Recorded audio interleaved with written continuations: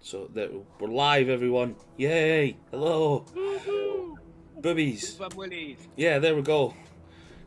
We'll never And get monetized. You need to get views to get monetized. Let's be fair. I know. The only people who view the stuff are actually the people that are here right now. So Just I mean- just wait. One day we'll have views. it only it takes one person. That's all. Yeah, it literally takes one day. There's a guy that I follow on Instagram, and he does that. He goes into like Twitch streams and stuff like that, and he makes sure he looks at like the lowest looking, the ones that have got no viewers and stuff. Then he goes in and chats them and then gives them shout outs basically, and then they end up getting flooded with like 50,000 viewers and shit like that. So Yeah, I've seen that. fingers crossed we can. So. Oh my god! Wait, before we start, the Airbnb, do they allow doggos? Because it looks like they do. It does say pet friendly. Will you bring your doggo? Yes. We are definitely doing it. Oh, Yeah, okay, this is on. Oh, for God's sake! What have I started? No!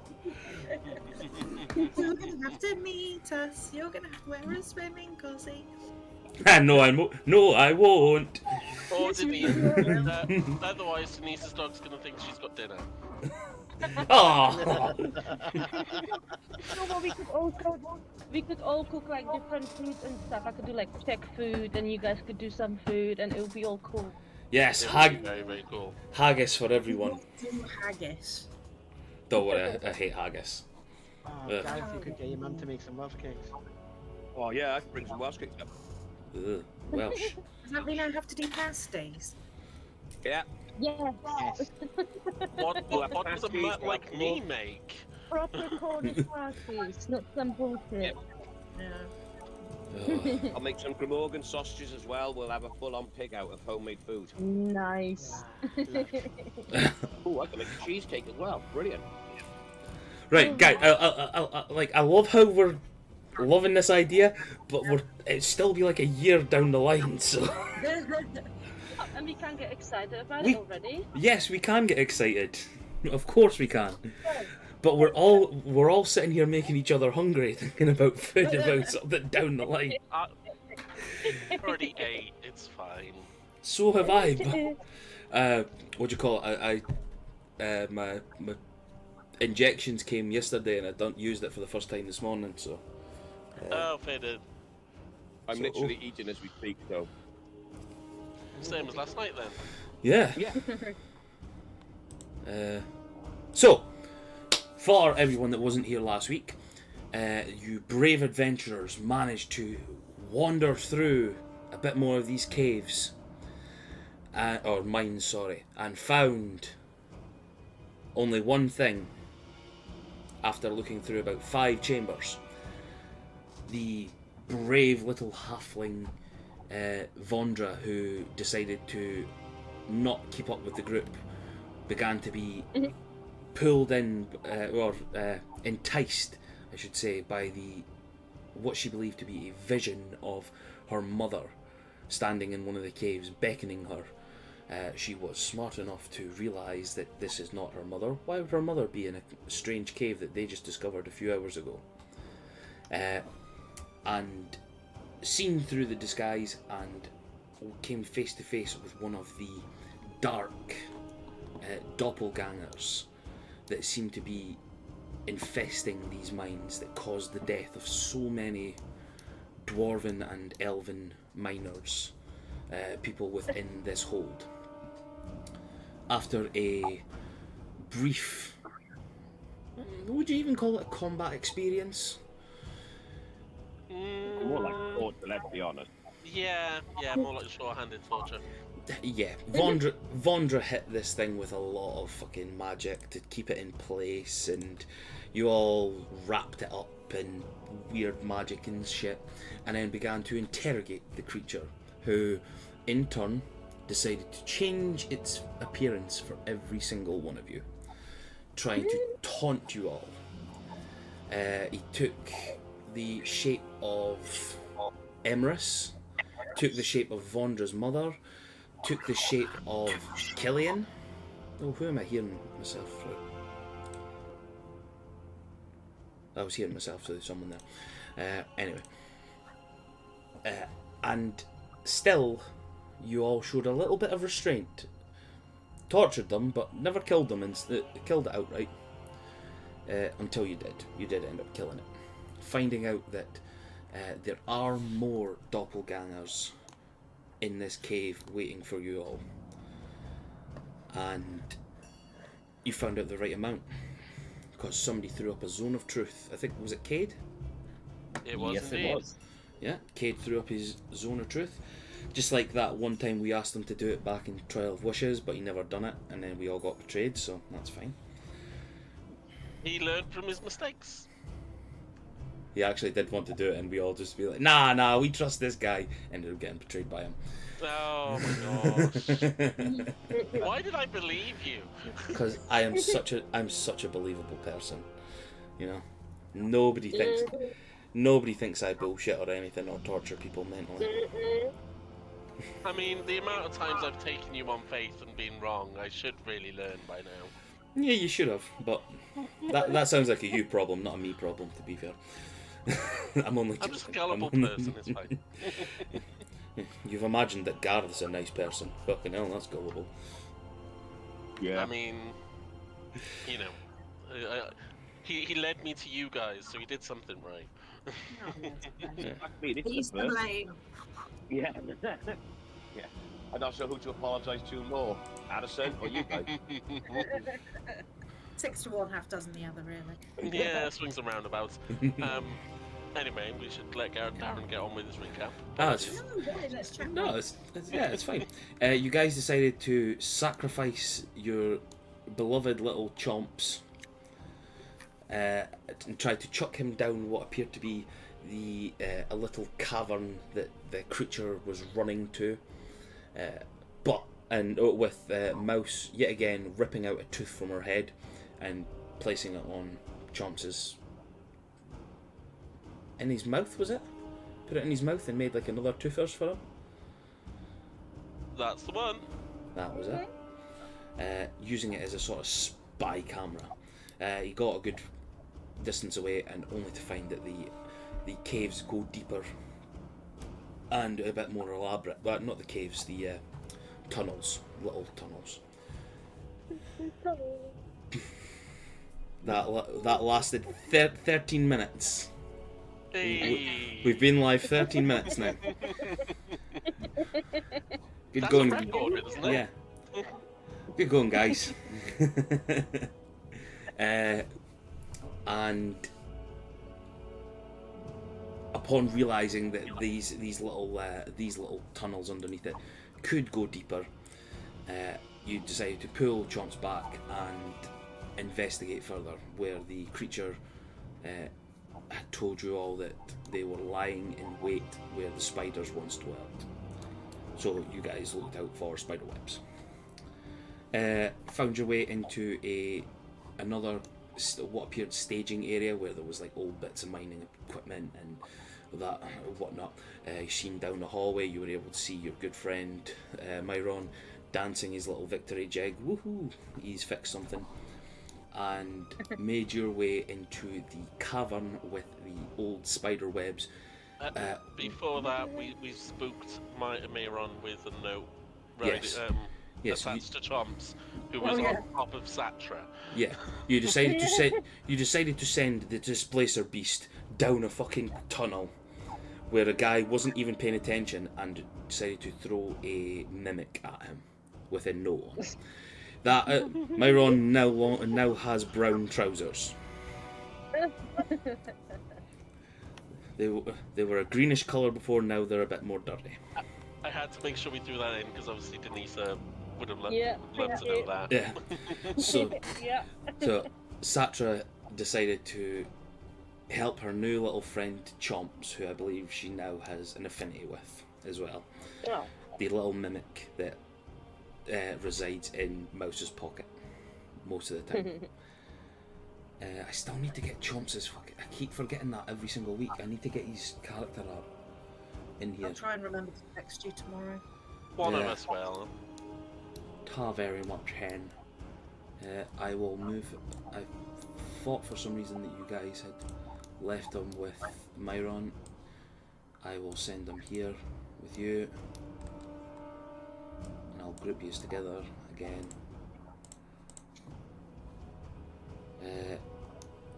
So, went through the cave.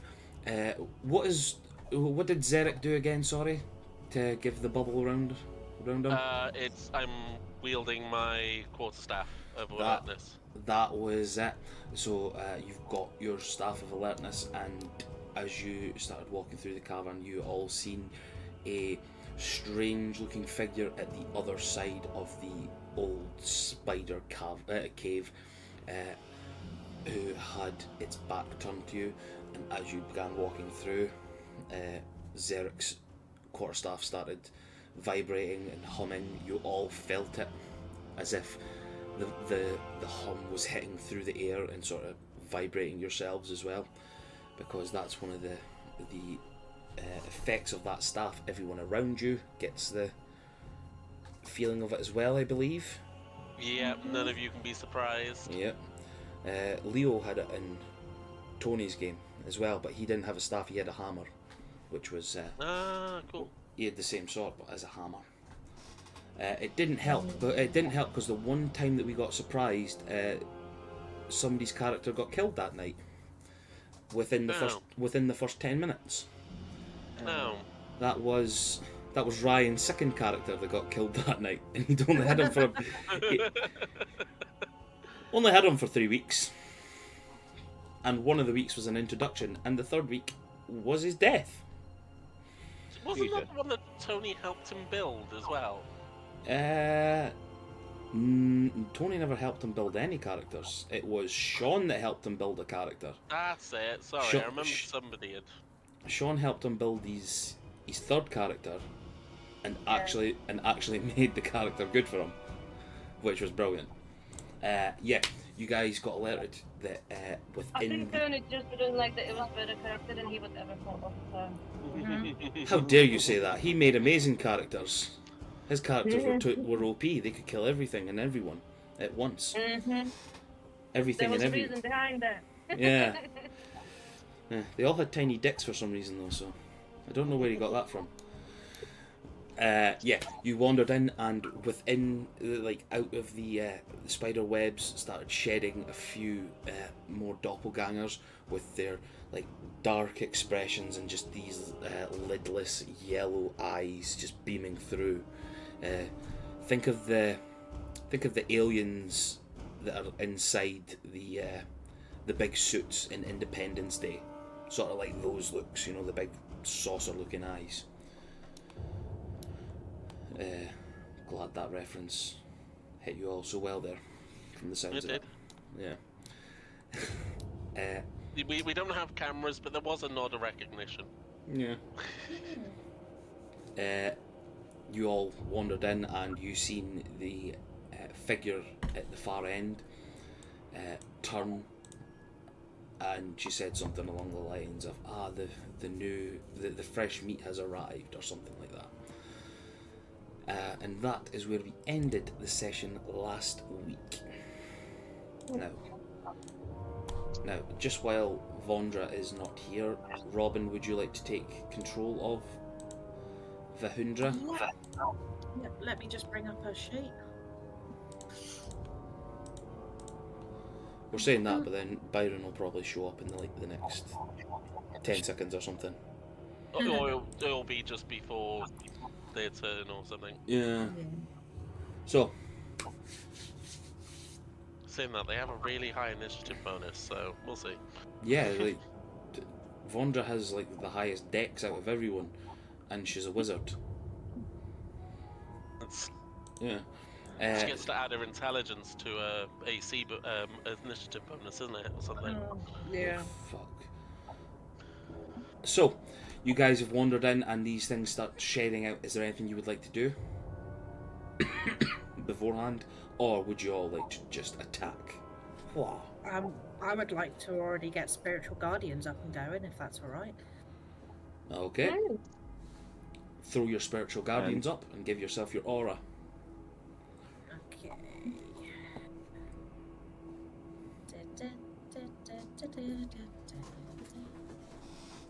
I'll change mine to grey so that yours is clearer to see then. Yeah, is that all right, or do you want it paler? That is fine by me if you're fine with it. Now looks like one of those dot things that colourblind people are meant to try and figure out. I don't see what's in the middle of it. Is it 21? No, I think this one is your mother. Oh! Ooh. Oh! No, it's the game. Oh, fuck. And you all just lost. I know Gareth is sitting there right now fuming. No, Gareth was looking at something else. Oh Gareth well. was figuring out what made me want to do something. But he's nah. Well, Addison said you just lost the game there, so. That's because he's a dick. So, you guys I are. will have my revenge at some point in work. I mean, will you though? So, you guys can take a quick action before the action starts. What would everybody like to do? So, we've got the spiritual guardians around Mouse. Anyone else? Could I have a bonus action instead of an action to bring up a spiritual weapon? Yes, of course. Fantastic.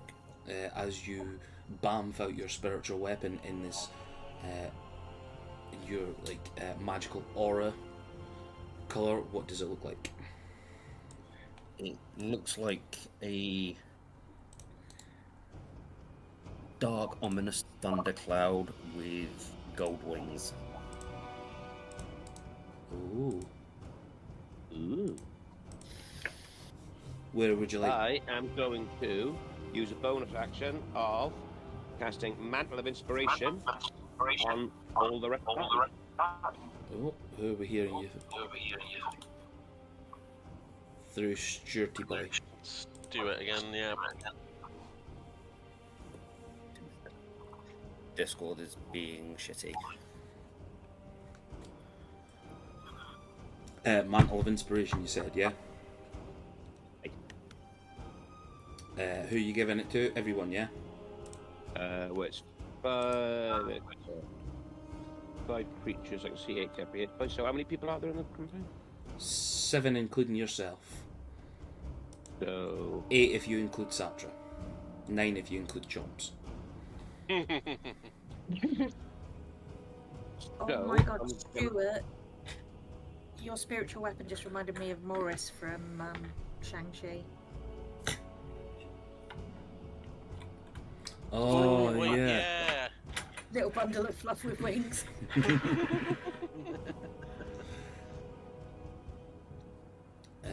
Right, so who are you giving inspiration to?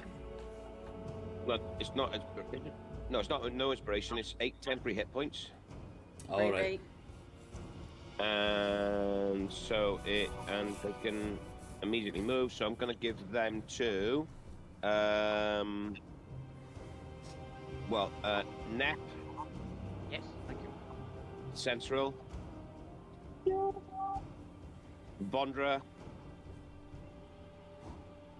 And I know Mount. I've got 2 left, and I'm not sure who to give them to, because I'm not sure how tanky the other 2 are. I'll Give it probably- to me, then I'm fine. Okay, so and then the two, then the brother, I'll give it to the brothers. Well, hey, not the first time that Stormcrow has said that. Hey, thank you very much. Not the first time Gareth said it either. Gareth, did you say 8? 8 temporary hit points, yeah. Thank you. Right, In line with your bard level, innit? Yeah. right, I've put 8 temporary hit points on Vondra just now. Oh, thank you. I've just I'll written it down. keep this up just for when you're needing it just now. What you need is to mark off and whatnot. And if I remember correctly as well, Gareth, doesn't it give us all the ability to just use our movement now as a Reaction. thing if we want to?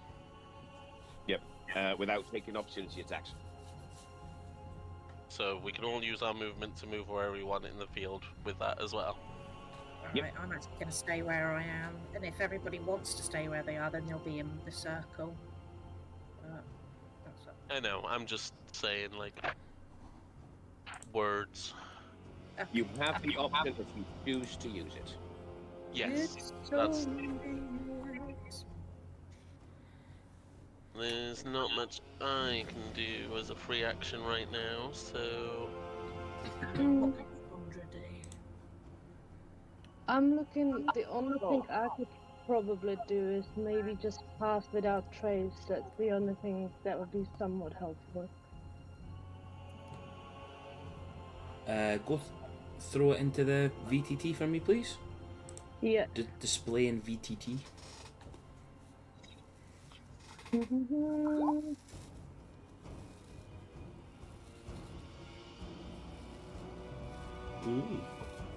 If you want to throw that up, you most certainly can.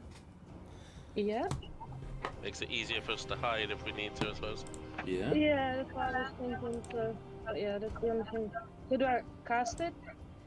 Yeah, just cast it so that it takes it off of your, what do you call it?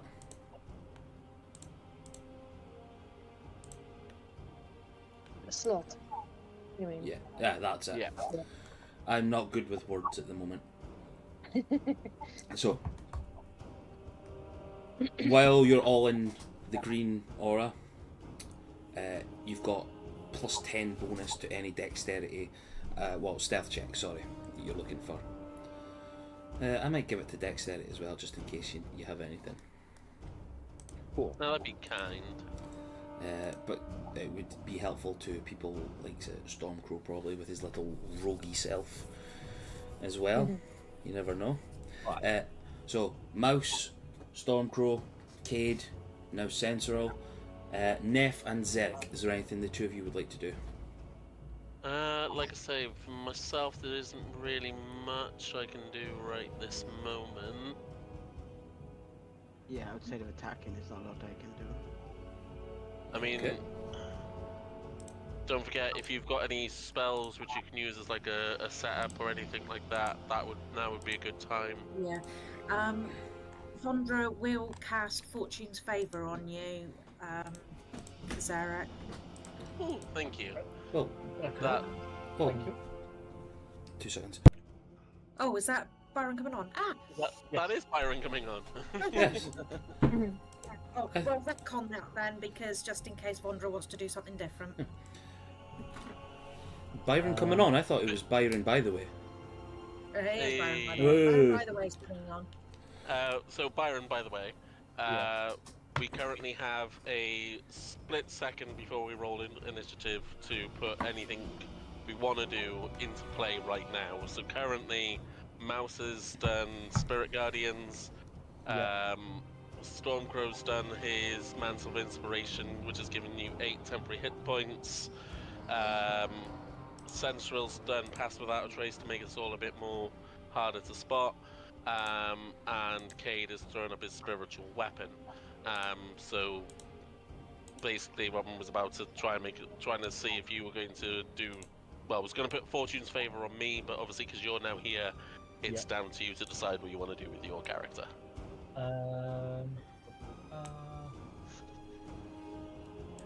I think let me see. I'll cast sometimes in a minute, okay. I'm just reading the spell again. Did I miss anything else, by the way, or is that all I've missed so far? That's pretty much where we're at. Cool, okay. We've literally just talked shit for the first 15-20 minutes and then done a little rundown, and then you guys have now had the chance to do a quick action sort of thing. Yeah. Question for you, Darren. I've just sent the spell to the VTT. Yes. Does that it lasts for an hour? Is that every single roll they have, or is it just one single roll they get that for? When the chosen creature makes an attack, or it can dismiss the spell on itself to roll in addition. I think it It's lasts a- until you use it or an hour. Yeah, that's Yeah, yeah, that- it's that's the way I'm It's- reading it. It would be you would have it for an hour and then it would be a one and done situation. Okay, in that case, I'm not going to do that because it's a better spell outside of combat, like in a social situation.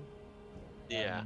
So I'm going to save that because it would also be my last second level spell slot. So, yeah, I'll save that. I've not got much I can pre-prep really. You're like And I me. need, and I need to see certain things like happen, and then I can react to them. So. Well, you don't need to take it. It is just you guys are getting a quick 6 seconds before I ask you all the most beautiful words ever. Can you all roll me initiative, please? Yes. No. Fucking hell. I will take that. Jesus, what the hell happened there? Oh god, look at us. Look at us rolling. Keep rolling, rolling, rolling, rolling it.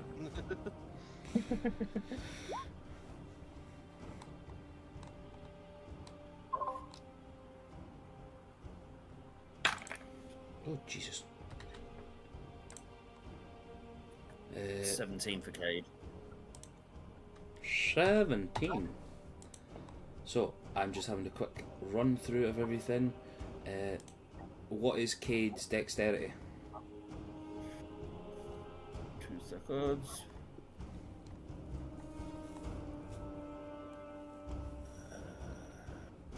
12 with a +1. Okay, so I'm going to drop you down to a 16 Yep. because a 17 is one of the creatures. You guys have all rolled like really similar shit here, so I'm having to just quickly go over everything in my head. Well, not in my head, like on page. Right, Xeric and Sensual, who is the highest dex?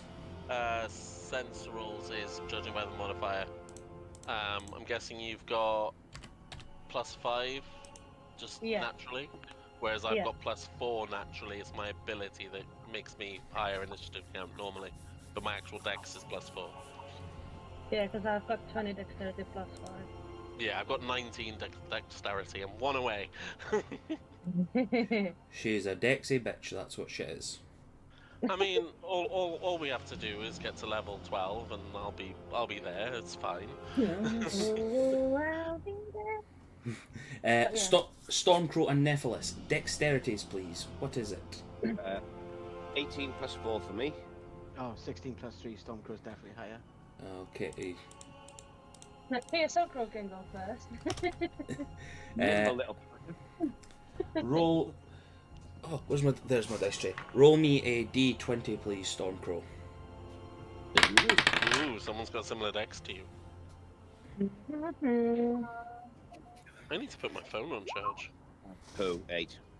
No, it's better because this one was a 4. I rolled a 4. So here's hoping this goes well. I hope this all actually goes thingy. So 20. So there's only 24.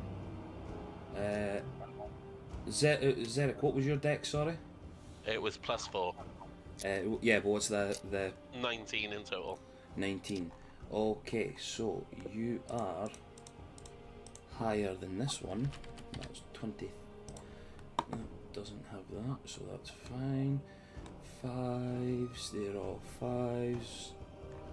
Mouse was a 14. Nobody else got a 14. Right, so fingers crossed, everyone. This works perfect. And I think it did. Turn order. There you go. There's your turntable, guys. Hey. For anyone that wants to be a DJ.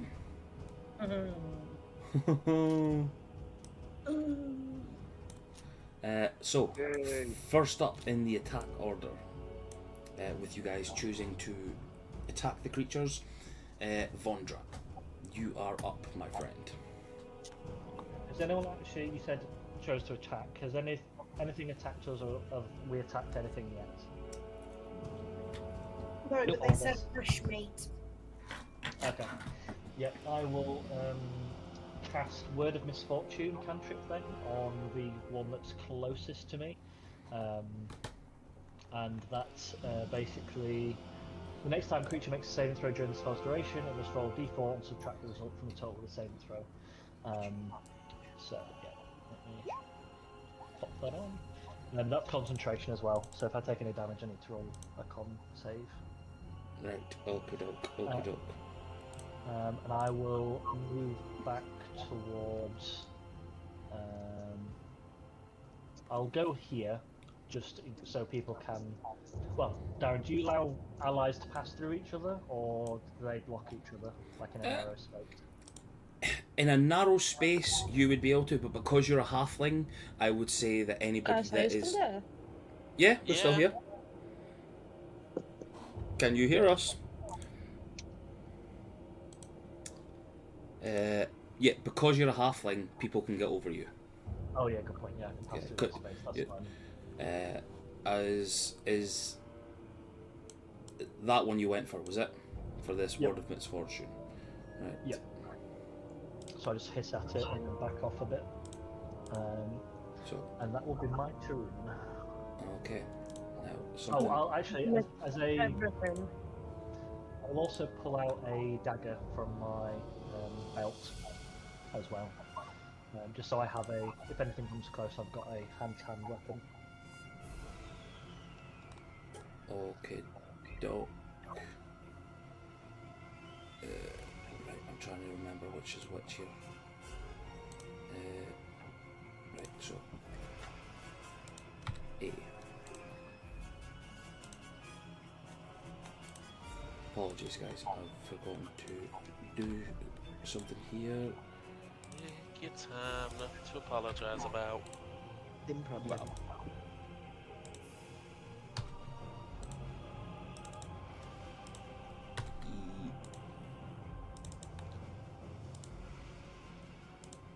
F.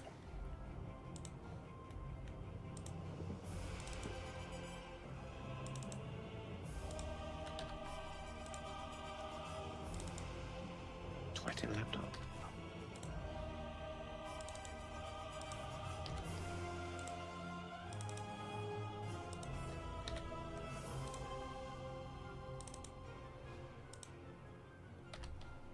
There we go. I should be able to remember who's who from this now. So, that one is that one. So that's everything for you, Vondra, yeah? Yep. Next up is Sensiral. Wow.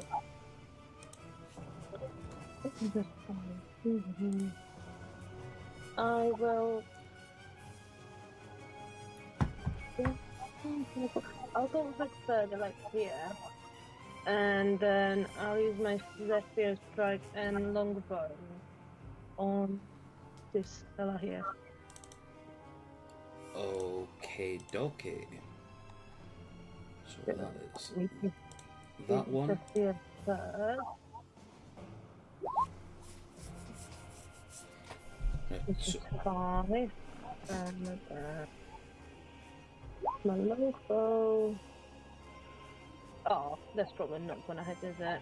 14, that just hits. Okay, dokie. So, little damage, and that's 10 piercing damage. Plus, 5. so Yeah. 15. You use your ranger, like almost fey magic on your bow, and then release the arrow. The arrow just turns, wrapped in this wind, like sort of. If anybody's like when you watch the Avatar, you know when he does his like weird, he's wind bending and like all the like these gliders does like all those weird tricks. Your arrow just starts sort of doing like these massive like wind up and then just catches this thing right in the chest. It's not dead or anything, but it was a cool fucking attack. Yeah, exactly. It's got a little bit of wind up its arse, essentially. Is there I was going to say that's you used your bonus action and action, isn't it? Because it's bonus for Zephyr Strike. Mm-hmm. Yeah. And let's release the display beast, shall we? Yes. Satra sensing the danger and getting the weird impulse from you, you just see her just start to bulk out a little bit. Her fur sort of comes in a wee bit, but then her tentacles start emerging from her back, and you just see her change from this kitty look to now this ferocious beast. I rolled, it's 18, and it's 10 total damage. Okay, dope. What is she going for? Which one? The same one there? Same one, yeah, same one. What's her distance on that attack? Has she got to be up close, is she? Oh, let me actually hit. It's 10 feet from each, so yeah, she needs to get closer a bit, yeah. Yeah, you can get her closer. You can get her Let me get her. Yeah. there if you're wanting that. Yeah. That was the same one that you attacked. So 10 points. There we go. And it's us, thank you. Okay, dokie. Nice. Up next for their debut within the group, fighting wise, we have Zarek. Oh yeah. Right. Okay. So seeing that Central's already gone with that one with Satra and her bow. Seeing Cade's spiritual weapon next to that one, Zarek's going to go up to this one over here, and then I know as I've moved out of the aura from someone else's, and so as a result, it's all just kind of pinged. Quite No, cool. no, I'd never made it visible for her. So, yeah, sorry, that was my fault. No, yes. it's all good. Yes. Anyway, Zach's going to move up to that one, and then we are going to initially start off with a quarterstaff strike, which is going to do nothing with a 12. Your quarterstaff, as you move further, as you move closer, even, begins to hum and vibrate as you notice another doppelganger slumps out of the weird webbing and eggs, and as that is, it vibrates a little bit too much, and just as you bring the quarterstaff down, it sort of jolts down a little bit and throws off your attack. That's cool. We're going to refocus, and then because we're only holding the quarterstaff in one hand, we're going to bring up our other hand and try again. That's much better at a 21. That doesn't hit. I'm only joking. Yeah, it hits. For 7 points of damage. 7 points of bludgeoning. That takes. And then, as a bonus action, I can unarmed strike again without burning any key points. So we can do that too.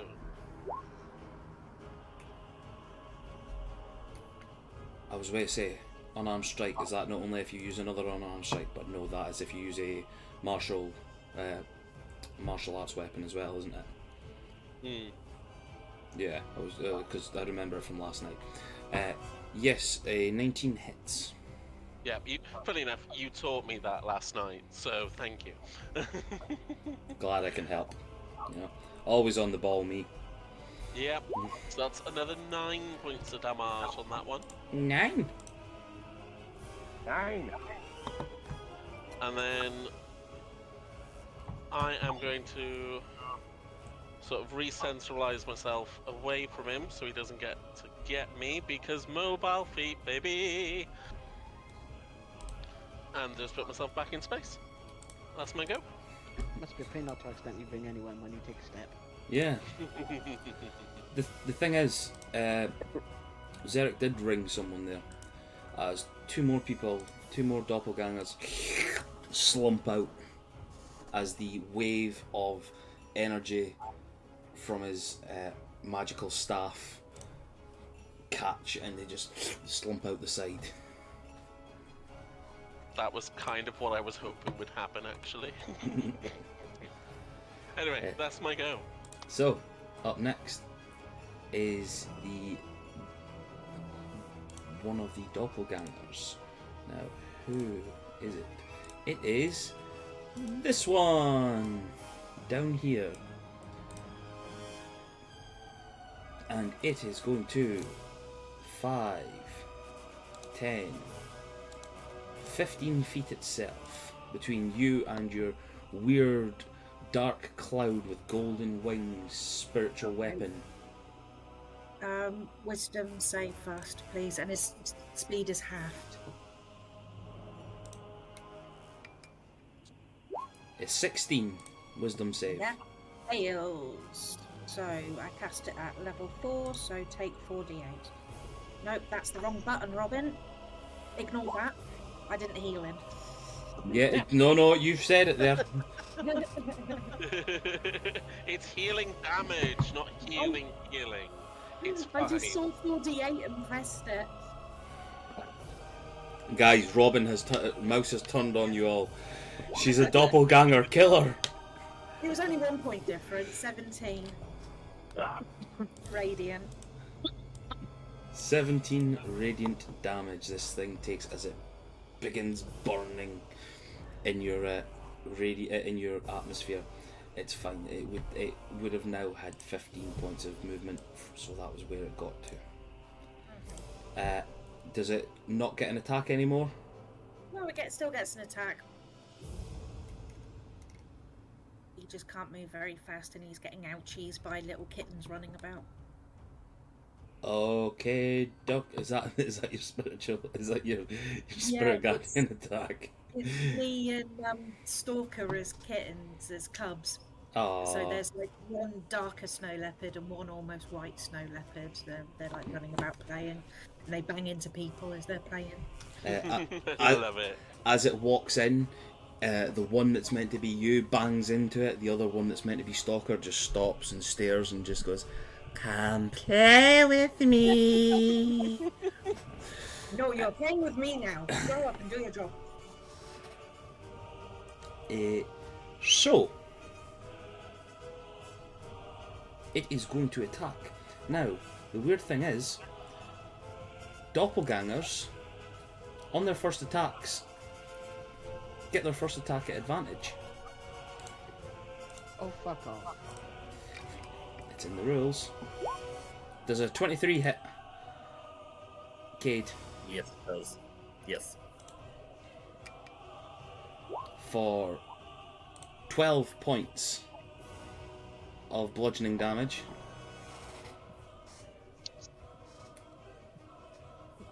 Its second attack. Does 10 hit you? Nope. Okie doke. And for its third attack, can I get a wisdom saving throw, please?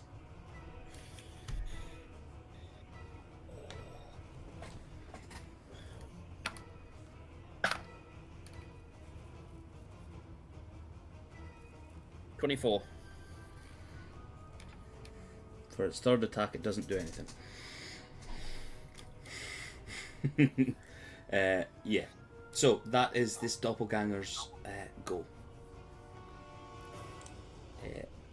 For the next one is this one up here. It is going to. Oh, we're being a bit fucky tonight again. Yeah, I thought it was just me, but it's being a tick again, isn't it? Yeah, 20 foot. And it runs into your spiritual guardians. And that uses the last of its movement to get towards Zarek. What was it I needed? A wisdom save, was it? Yeah. A 9. That will clearly pass. So we don't need to worry about attacks or anything like that. 13 for him. 13 points of radiant damage. 13 points of radiant healing. It was, wasn't it? And this one gets his advantage. because of its first attack. A 16. Doesn't hit. Oof. Its second one, a 9. Yet again, on a 9, it's clearly gets through, so we don't need to worry about anything. Yeah, of course. And this one will do the same thing. Can I get a... Wizzy save? Actually, hold on. I fucked that up. I fucked that up last time, but I will just go over it. I will just ignore it at this moment in time. What did you do? Remember earlier the no excuses when I said it's my first time playing Neff and I made a mistake? How quickly Shu is on the other hand. Completely different on my end. Let's just forget about it. In your endo. In your endo. Yeah. Can I get wisdom saves from you and Mouse, please? Okie dokie. Does a 16 save? That saves. And from Luce, about this cave. 11. Oh. Mouse, you failed. As this doppelganger begins to be burning up from your spiritual guardians, you see it trying to furiously attack at Xeric.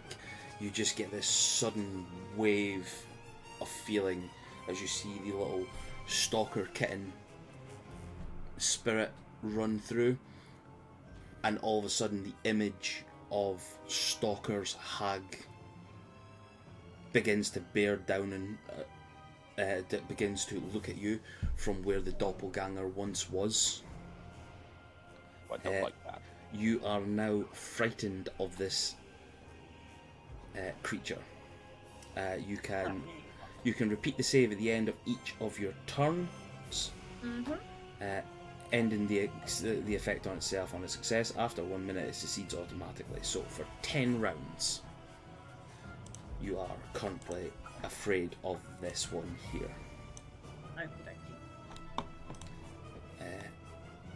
You can see it as the Stalker Hag. Everyone else still sees this as the Doppelganger creature. But that is its turn, so Stormcrow, you are next with Nephilis on deck. So, that one that just stepped in there, I'm gonna look at it and give me a wisdom saving throw, please. This is good at that. 5. Oh, that well fails. So I'm gonna look at it, and in its mind, all it's gonna hear is, a la Bray Wyatt, we're here, run. As I'm gonna cast Dissonant Whispers. Ooh. Nice. So it has 3rd to- level. So it's instantly gonna run, and it's gonna take 15 points of damage. Oh, so it has to run there because it can only use 15 feet at the moment, isn't it? Yeah. Is that forced movement or is it a reaction? It has to use its reaction if they're able to move as far as its speed available. So would I get attack of opportunity? I will. That's why. Yeah, that's why I'm having to ask. Hold on. Force movement, attack of opportunity. Because he's not choosing to move away Yeah, from you. generally does not trigger the attack of opportunity because it's not choosing to actively move away from you. So Yeah, that's cool. Figured I'd ask. yeah, no, that's perfect. If you don't ask the questions, I don't know the answers. So there we go. Exactly. 2 seconds.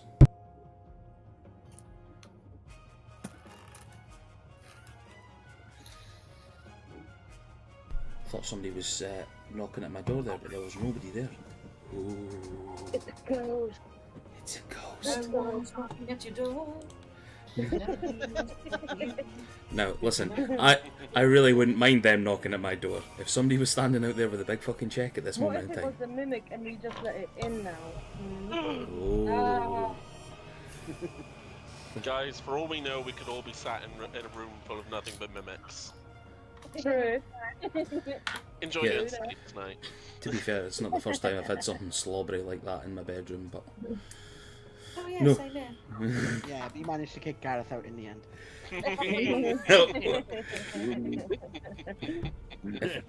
if Nephilis doesn't already have inspiration, you can have an inspiration for that. So, was that everything for Stormcrow? That will indeed be everything for Stormcrow. Okay, doke. Nephilis, you are up, my friend. Okie dokie. Eldritch Blast. Move back one. And then I'm going to fire an Eldritch Blast at the one next to Cade, and then the one that was just forced to flee from Zarek. Okay, doke. J and G. Oh, I thought you were going to say K then, and I was going to be like, here comes the man in black. Yes, so roll me an attack, please. Okay. Well, 2 attacks, obviously, but you know what I mean. That's going to be 22 for the first one. Fine, it just hits. Yep. Okay, and that will be only 6 damage, but it does get moved backwards 10 feet.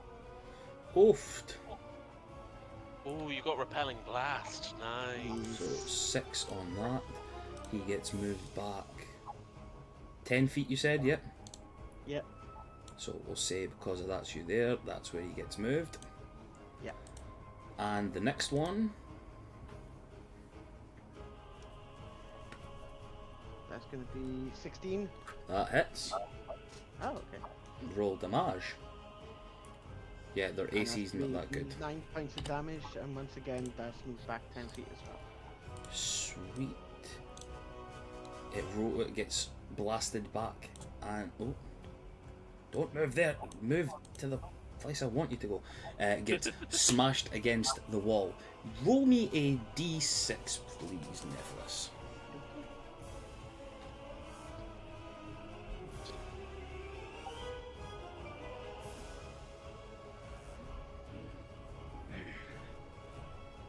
That's a 3. I will say that it takes 3 points of bludgeoning damage from being smashed against the wall. Nice. Oh. There we go. Is that everything for you? Yep, that is my turn. Sweet. Very good move. Thank you. This one is next. Number E.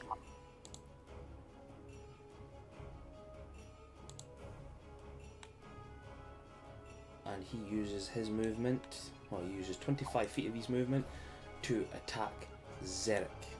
You have major... Wisdom saving throw. Natural 10. Just 9 points for him. 9. 9. See if this- The kittens are... See if this one can hit. the spiritual kittens are now getting very sleepy. They're getting very tired. Oh, kittens. Yeah. I mean, they've done a lot of hitting in the past, like, 2 seconds. Yeah. Oh yeah, they've done very well. So this one, it's its first attack. It gets, for fuck's sake, 14. Nope. You jinxed it. Oh, a 22. Oh, that actually hits. Just. Its weird, gelatinous yet solid fist just misses you the first time, but bring it with its left hand. But out of nowhere, brings this haymaker of a right, poof, cracks you on the side of the head for 10 points of bludgeoning damage. 10 points, And can I get a wisdom saving throw from you, please? Okay. That does not save. That's a 10. That does not save. As you hit, as this creature hits you, and you just sort of turn your face back to look at it, you see this strangely garbed in dark, woven materials with this elaborate, almost void forged steel headpiece around it, and its large tentacled face as a familiar looking illithid stands before you, and you just hear in your head, "Praise his return." You are now frightened of this creature. So Oh, I will. and I've got the conditions up to the one side as well. Yeah, so what I'll do is I'll put you as purple, use that. Mouse. I will make your guy blue. So that's who you're afraid of. That's who he's afraid of. I don't need that aura on him anymore. So that one's gone. And that is that one's turn. Cade, you are up next, and it is Mouse after that. Okay, so first of all, my spiritual weapon, I move it to there to attack on this one. Okay, dokie. That's Cade attacking K. For a dirty 20 to hit, That hits. for 9 points of damage. The little thunder cloud with golden wings just wraps around this thing, and it looks like there's like a little bit of lightning that sort of strikes it, but it's actually like little sharp points just stabbing at it. Lovely. Cade wouldn't see that the other one has turned into that illithid, would he? No, it's only the person that has the effect on them. They see their fear, or they see something that would give them fear even. So this one here, I will use inflict wounds first level Ugh, I with forget. my Is length. that a distance, do you? Yep, I get to lengthen shadow. I can Oh, your shadow thing. Yeah, that's cool.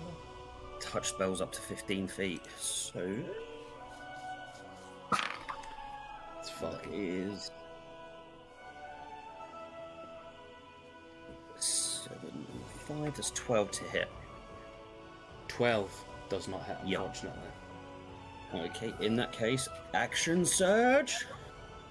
Nice. Oh shit. I will pull out the symbol, Me. Yep. and this will be a Deadeye shot. So I get advantage on the roll, Okay. and it will also be, if you would allow, when I can find the thing, the Wounding Spark. What was the wounding spark one again? So I can pump and inflict wounds into it with the 3 charges. That was it. Yes, I will allow that.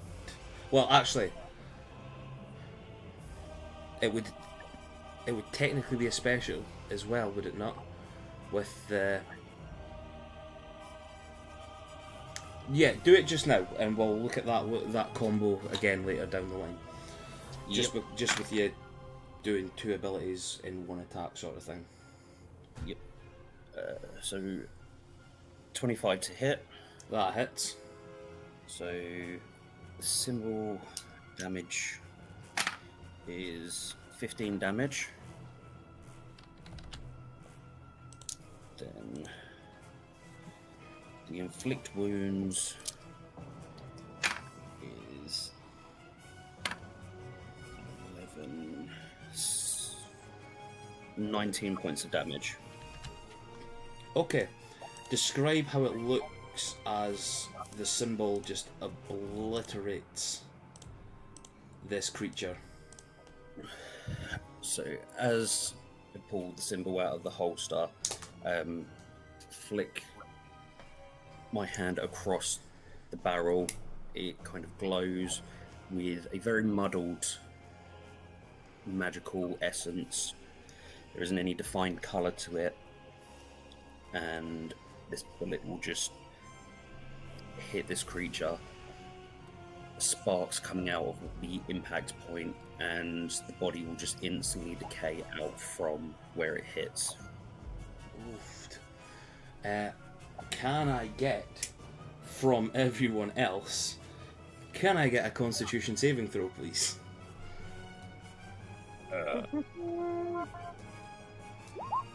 That'd be a natural 1.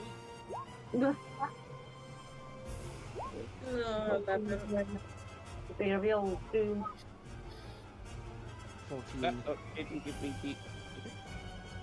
Oh, if you were 5 feet closer, Zarek, I know. Giving you that for luck. I saw you quickly measure. I was just like, never mind.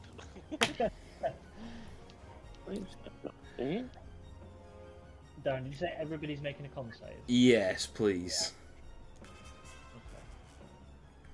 Could be a 9 there, not an 8. Not that it makes any fucking difference, but So, everyone who didn't roll a 10 or higher, you guys are fine. You've managed to get your hands to your head at the same time that this thing has ripped apart this creature. The shot, the sound coming from this thing, it's like a cannon. Like, for those of the OGs that were in the group when Twilks was still around, you guys have heard the sound of bullets, of weapons like this being fired before. This one magically charged in a confined space such as this just cracks off like BARN! Sensorol and Mouse, you guys managed to get your hands over your ears quickly. The rest of you all just get absolutely the ringing, the tinnitus in your ears. I will say for the next turn, you guys are all deafened. Cause this thing has just fucking erupted. Did you want me to roll another run for Satra as well? No, I'd leave Satra Okay. out for this. You guys are currently... Mouse and Sensorol are fine. Stormcrow, Xeric... Neff, what did you roll, sorry? A 14. 14, you're fine. Vondra, Xeric, Stormcrow, Vondra, you guys are deafened for the next turn. Sorry. Back at Cade and go, Jesus, fuck, you need a silencer on that thing. What's your passive perception, Mouse? 24? Yeah, 24. Oof. Cade, roll me a sleight of hand, please.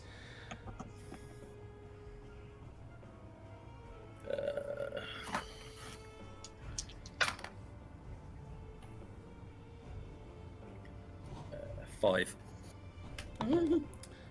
Robin, can I see you in whispers for 2 seconds, please? Oh god. ooh,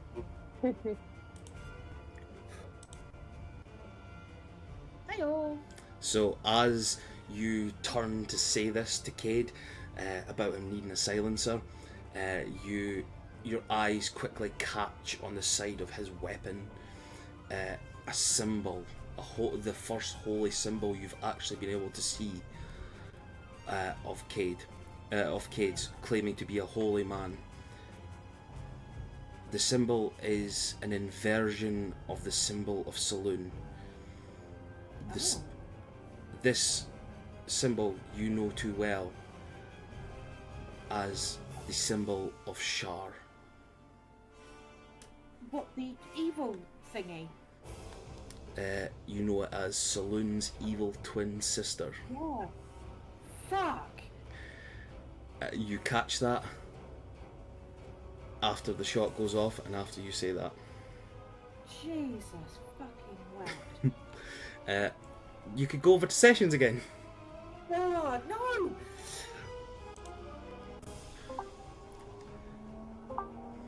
So, is that everything for Cade? Action search doesn't get me another bonus action, does it? No, just your main No. action. And that is everything from Cade. Okay. Mouse, it's your turn now. I am going to fully turn around and look at Cade. You and me have some serious talking to do. I will fight by your side in this fight. But afterwards, you're deep shit. Stormcrow just sees this conversation and goes, "What?" I'll turn back around and cast my spiritual weapon here. So I will give you Stormcrow. You can have a fucking inspiration for that, by the way. Thank you.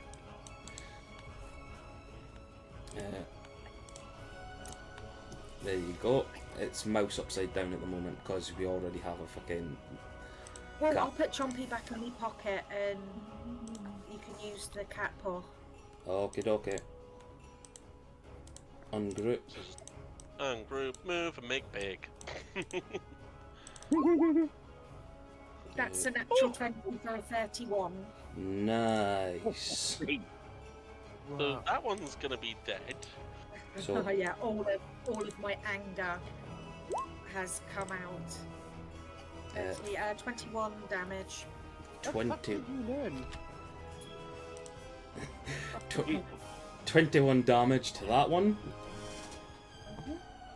Okay. And I'm going to look over at this one and say, Salone, I need you. Protect me and cast Holy Word. Oh my god, that's another natural 20. Fucking hell. Fuck's sake, man. Right, what is Holy Word again? Sorry. Holy Word is mutter a divine word under my breath, blah blah blah. On a hit, they take 2d8 radiant damage. If I hit an undead, fiend, or fae, its speed is reduced by 10 and cannot take reactions until the end of its next turn. So 16 plus a roll, on you go. 16 plus 10, 26. What's the Blessed Strikes?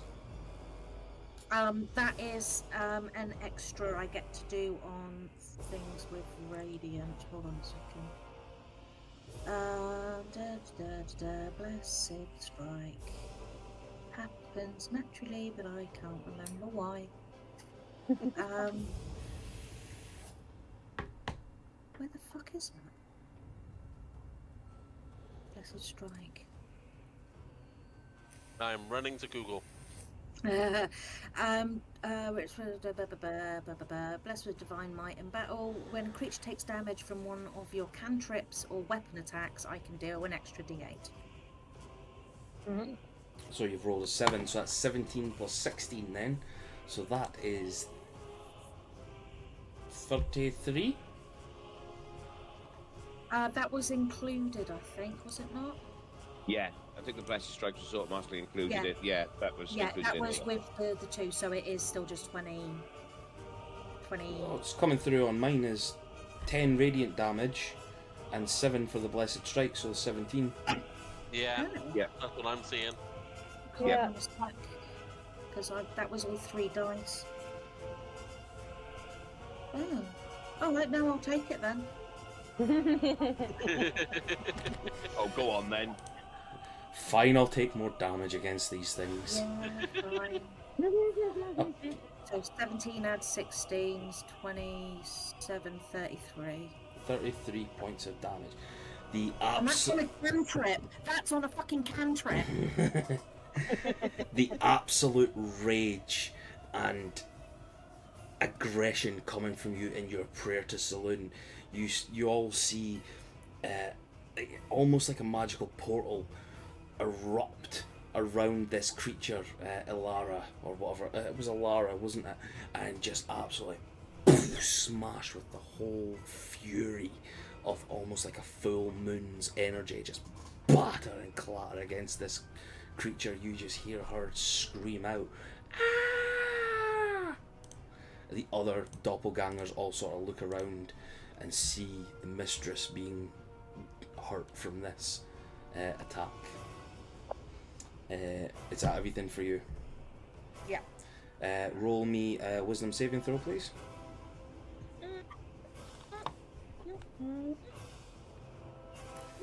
21. The creature that was once looking like the hag version of Stalker, looking around and seeing its matron, it's sort of, you look over and see it now, its image of Stalker just sort of like dissipates like smoke on the wind. In your fury, you see through this. That's everything for you, yeah? Yeah. Cool. The next one up.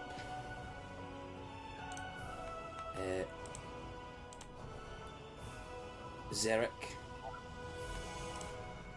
Yes. your weapon starts vibrating once again Thought it might do somehow. as another melds out of the darkness and the webs. That was 5 foot it took. It is going to go there.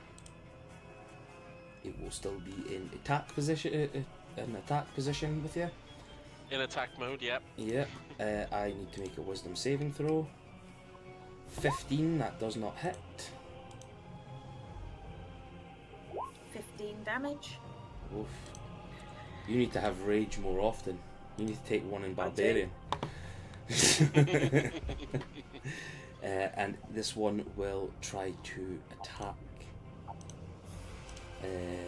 Zarek. Cool. It gets its first one at advantage. For fuck's sake. A natural 1 and a natural 2. God, What goes wrong with its attack?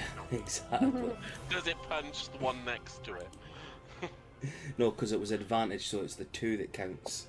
So there we go. Dang it. That one does hit though. 21, yeah. Yeah, just about. Ooh, 14 points of bludgeoning damage. Ooh, that hurts a bit. Thought so. The other one, this one just comes screeching at you. You see it sort of burn up a little bit with mouses. Like the kittens now seem to be almost the same size as Satra, as the burning energy from Mouse just seems to have just like invigorated them. And these things are now no longer kittens. They look a bit like full grown, like fucking displacer beasts near enough. And they just ravage this thing. But it manages to get one hit off against you with its like weird gelatinous body. That is everything for this one. So no wisdom saving throw from this one? You're already frightened, aren't you? So yeah, give me another wisdom saving throw then.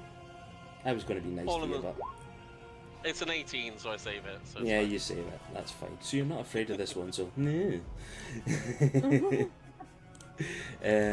Number H is that one up there. 1, 2. It uses 10 feet of its movement. It needs to make a wisdom saving throw. 14. Fuck's sake, these things just unwise.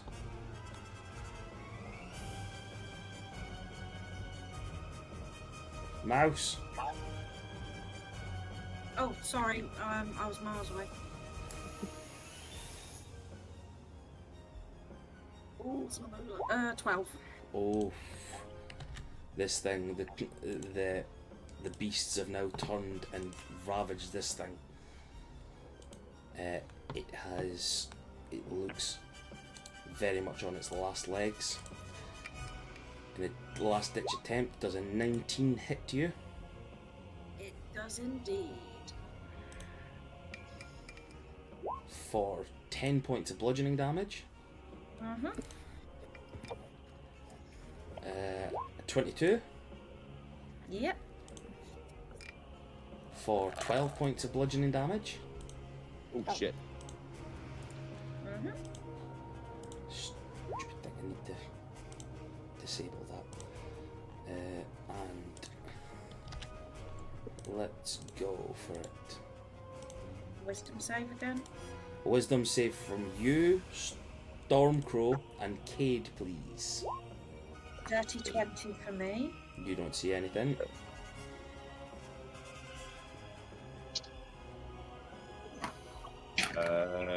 Nat 20 for a 21. Well, should be Oof. 22. For some reason, it's not adding my extra 1 for the save, so. Yeah, that's weird. 15. Oof. Oh no, that fucking saves, bastard. For some reason, I thought 16 there. Spirit Guardians are still up. Oh yeah, I was wondering why you were rolling con saves there, but yeah, it's Spirit Guardians. I was forgetting about the Spirit Guardians, as I do forget about everything once in a while. So that is letter H's. It is K's turn. Which one was Special K again? It was that one, wasn't it? Which one? K. So this one here, that's just By moved. Satra, yeah. It is Yeah. going to use Miss. 10 feet of its movement, and it's going to attack Satra for one of them.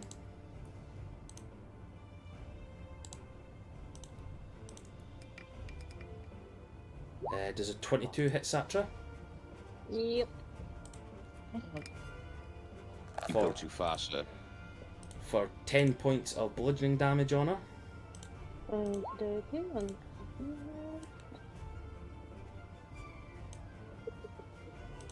It's just going to see the kitty and 10, yeah, did you say? 10, yep.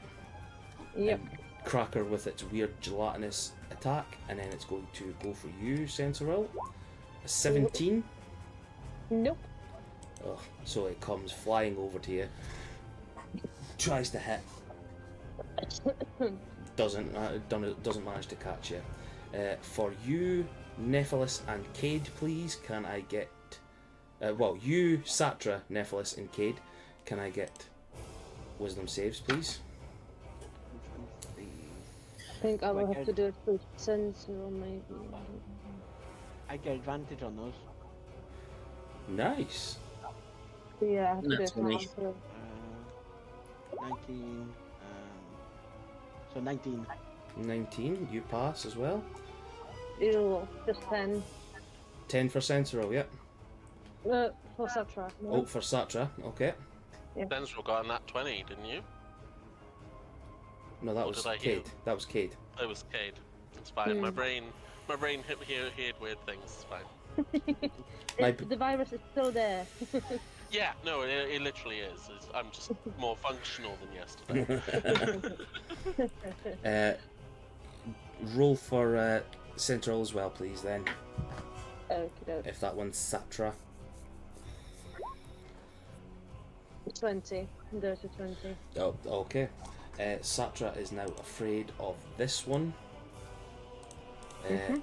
You get like an overwhelming sense coming from Satra, and you just sort of catch a little glimpse in her mind's eye of a shadowy figure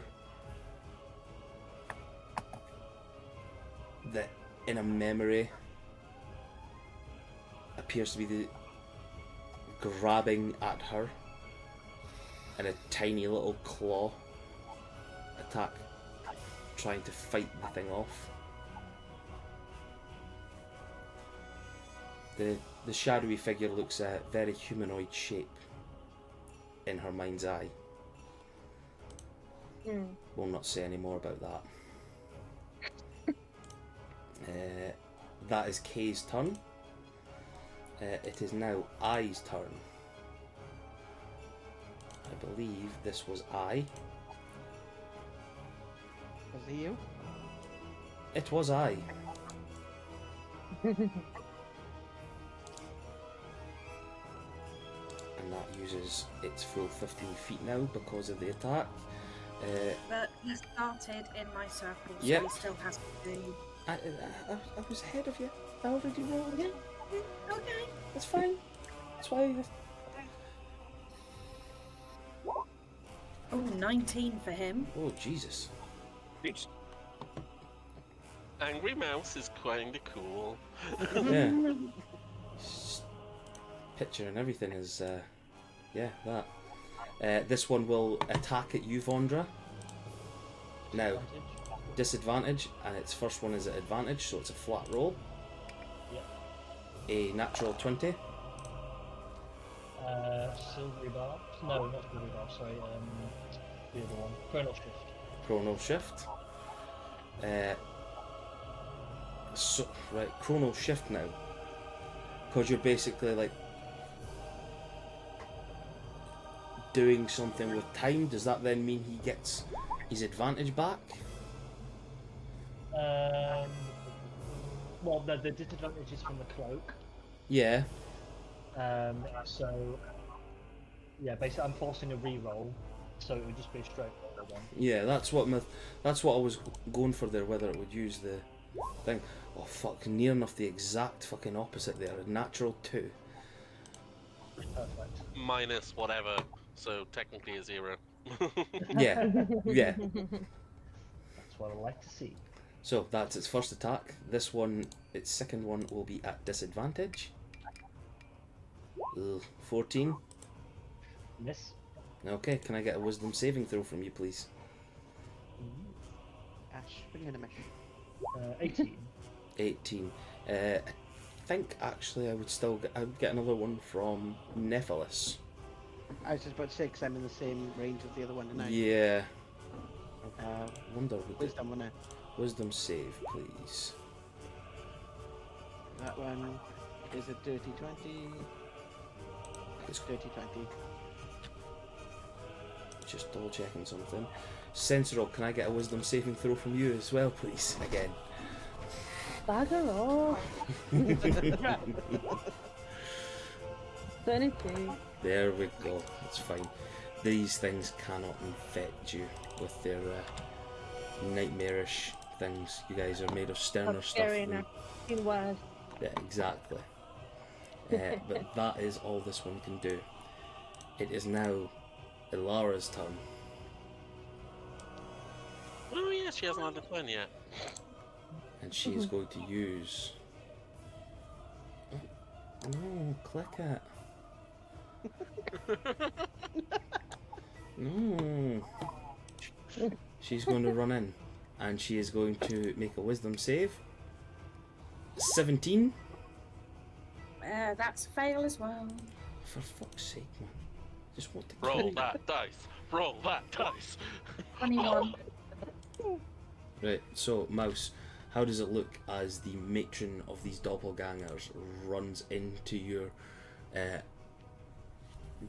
spirit guardians and begins bursting into flames?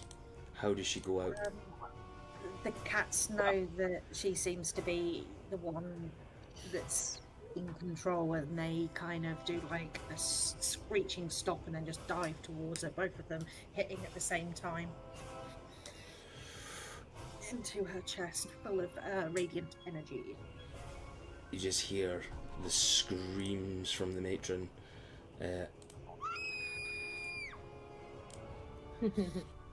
Erupt around your head and around the cavern, and she just, the ooze that seems to be part of the flesh just starts disintegrating, and there's not even a sludge puddle left. Just becomes nothing but a stain on the ground.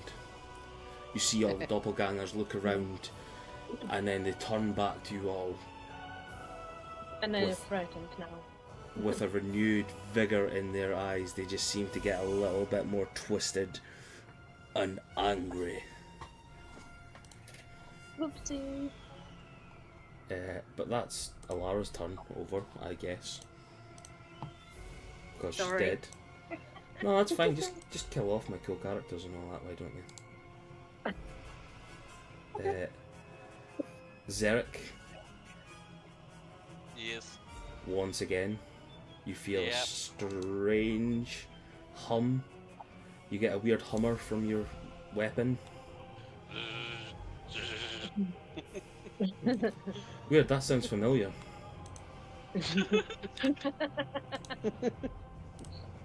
Not by me, guys. Don't be weird. Uh-huh. Yeah, yeah. I was impressed I was able to pull off that sound effect. That's the mobiles on the bottom of their feet. Someone's holding them again. The only thing this thing can do, Zarek, give me a wisdom saving throw, please. Okie dokie.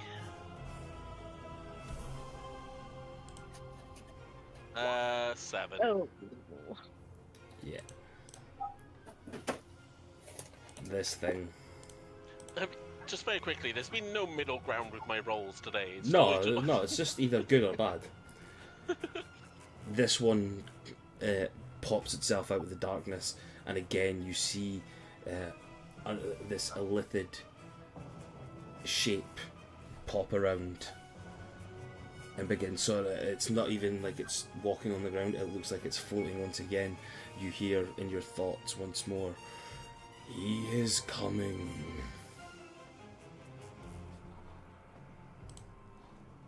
That is all this one can do. Number C. We'll call him the Sea Man.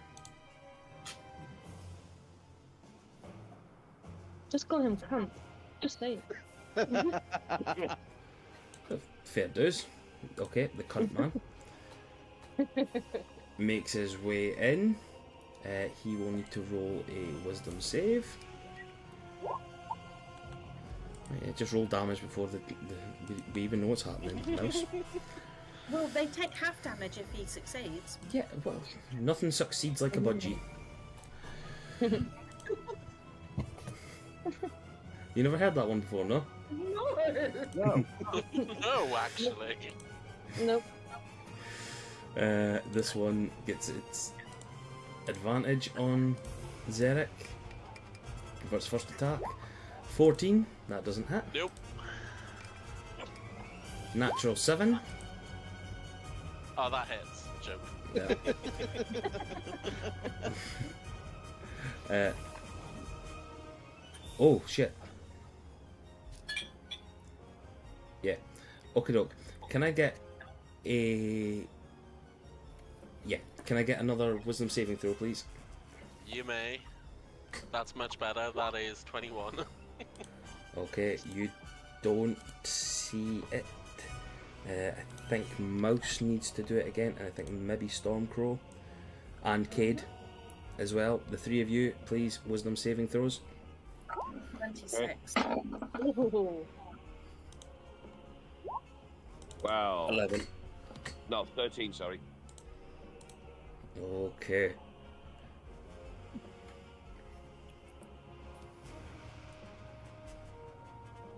$13 for Stormcrow.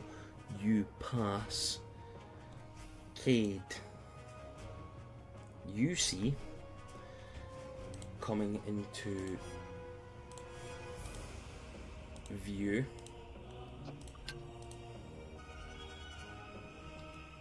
a dark feminine shape writhing in moonlight and smoke, beckoning to you. Come to me. Come.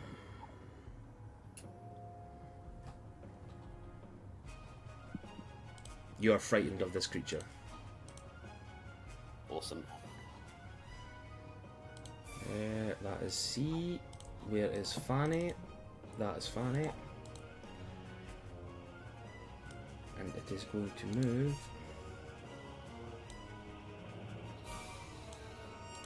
there with all the movement possible. It will roll a wisdom save. This one will pass. I tried to make it happen, guys. 7. 20. Sake, man. Wisdom saves from the 4 of you, please. Xeric, Mouse, Stormcrow, Cade. That's a fail. Weirdly, it, That's a 11. Oh. 17. So, Xeric, now another Illithid is surrounding you. Stormcrow, you turn around in your deafened state, trying to figure out where you are, what's happening. Well, you know where you are, you know what I mean. You're just like, whoa, what the fuck? You turn and you just see the Cheshire cat grin of a familiar red-skinned tiefling bearing down at you.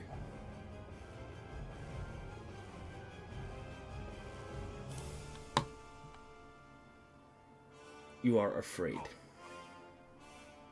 of this creature.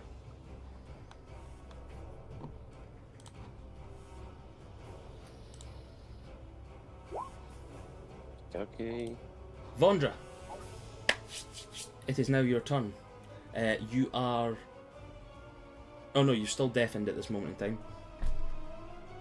Yep. And... Yep. No, go for it. You are frightened of this creature in front of you. You are the orange one. No, you're not frightened, sorry. That is your other mark. That was the... I'm getting mixed up with all the stuff that's fucking... Sorry, there's a lot going on. There's a lot going on in this fight.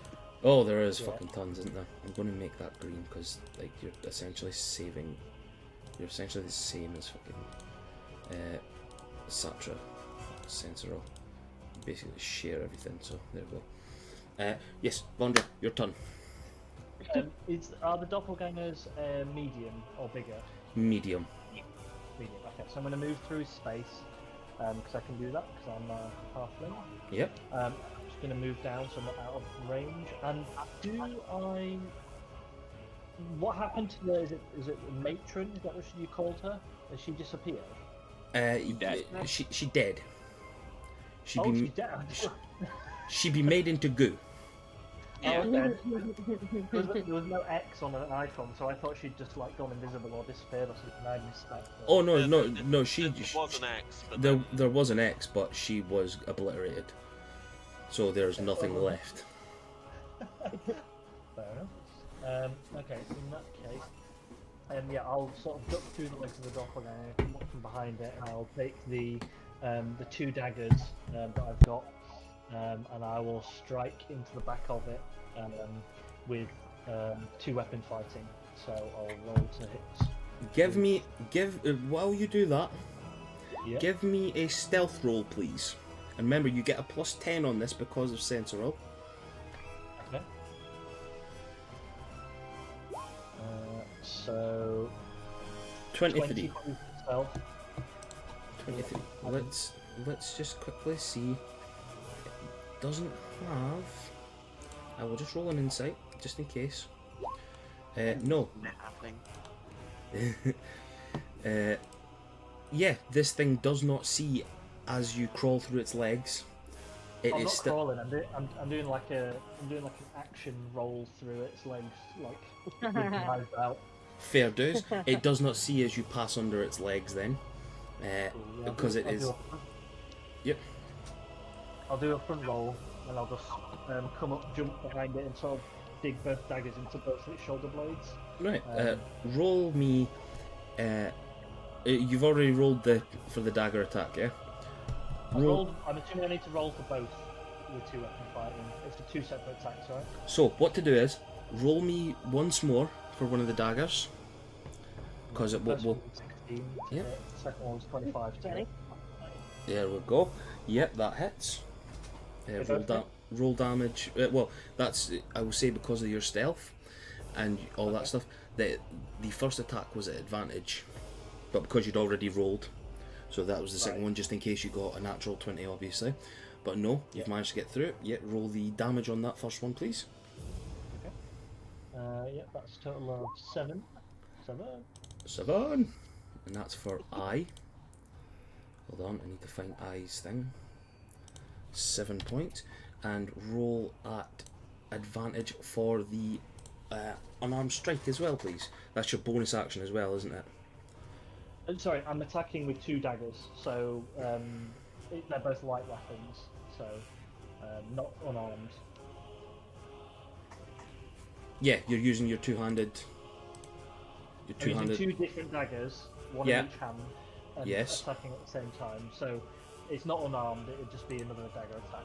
Yeah, no, I know it's not unarmed, but because you're using 2 different weapons in the thing, it's classed as 2-weapon fighting. Yeah. Yeah, so that's your bonus action as well. Yeah. To use that, so that's what I'm saying. Yeah. Yeah, so just roll again at advantage with that as well, please.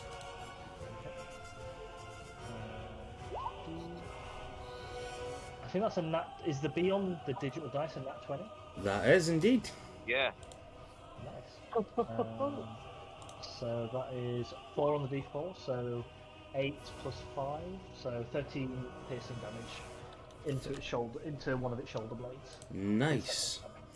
And I'm You, just clinging on to its back. you in this swift movement, as it's distracted by the death of its matron, managed to combat roll underneath its legs. It sort of turns around to see where you were again, and you just instantly jump up, both daggers right in the back of it, and as it screeches out in pain, it manages to pierce the deafness in your ear. You are no longer deaf. Awesome. It manages to get through you. Yeah, that's my turn. Nice. What I will do, seeing as though you're there, I will put, hold on, send to the back. I will just put you on top of it like that at this moment in time, Oh, yep, sounds good to me. because you are now riding this thing like a pony.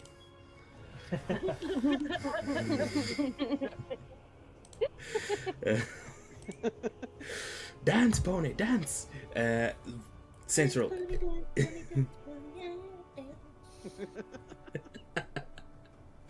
Central, it's now your turn.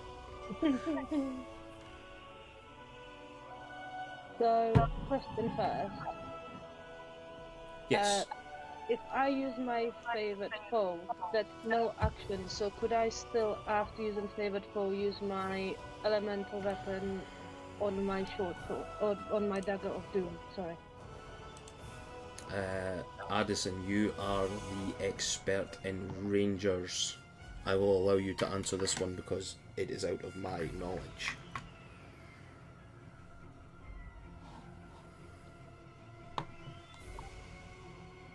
Addison. I had my headset muted. I was answering. It was a whole thing. It's fine. This Right, night, so this night is just turning into some. It's getting worse than usual now. We're just. I mean, I'm still infected. Come on. I wouldn't call Right, Welsh a so- disease, No excuses, but remember. yeah, no excuses. Technically, I'm English, but I was born in Wales, so let's not. Anyway, so favorite foe is no action, so it's a free action, so it's the same as. Yeah, she'd still be able to do it. She'd be able to call out the favorite foe, then do the elemental weapon, because it's free action, bonus action. Essentially, it's like calling out action surge. Is an easy way to think about it. There we go. Cool. That would give me extra 1d6 extra damage then on whoever I choose then, yeah? Yes. Yep. Cool. Sweet. So yeah, let's do that. And then I will use my Dagger of Doom, as I called it, and I will use the elemental weapon on that. So I will choose acid as the element on that. Okay. So let's get the elemental weapon here. Cast that acid. There we go. Which is 4, beautiful. And then go. 28. 28 hits. Plus d6 as well. So do I roll the draw 1d6 on top of that? So the 1d6 is for the for the favoured foe, isn't it? Yeah. So roll your damage for the attack of the Dagger of Doom. 11 And then roll a custom d6. Yep. plus 3. That's 3. Yeah. Plus the 4 acid damage from your attack. Describe to us how it looks as you've pulled off this beautiful maneuver and the doppelganger in front of you disintegrates. So because she gets really angry that he frightened my poor little stepcraft, she'll pull the dagger out, do the elemental weapon on it, and then it's almost like acidy, and she just stabs it in its face. Sweet. So all you around, you just see Sensor pull out this dagger and just chip this thing, and it just disintegrate from the acid. Is that everything for you, Sensor? You'll have Satra's attack as well, won't you? Yeah, exactly. And now she's not frightened anymore since I've killed that creature, right? Yes, she is no longer frightened. Beautiful. In that case, I will send her to this fella here, and she will do her tentacles again. Okay, dokie. That is F for fucker. 24, so total damage 11. 11 points of damage. Beautiful. The 24, Satra's tentacles just burst out of her back again and just thing over and smash this thing.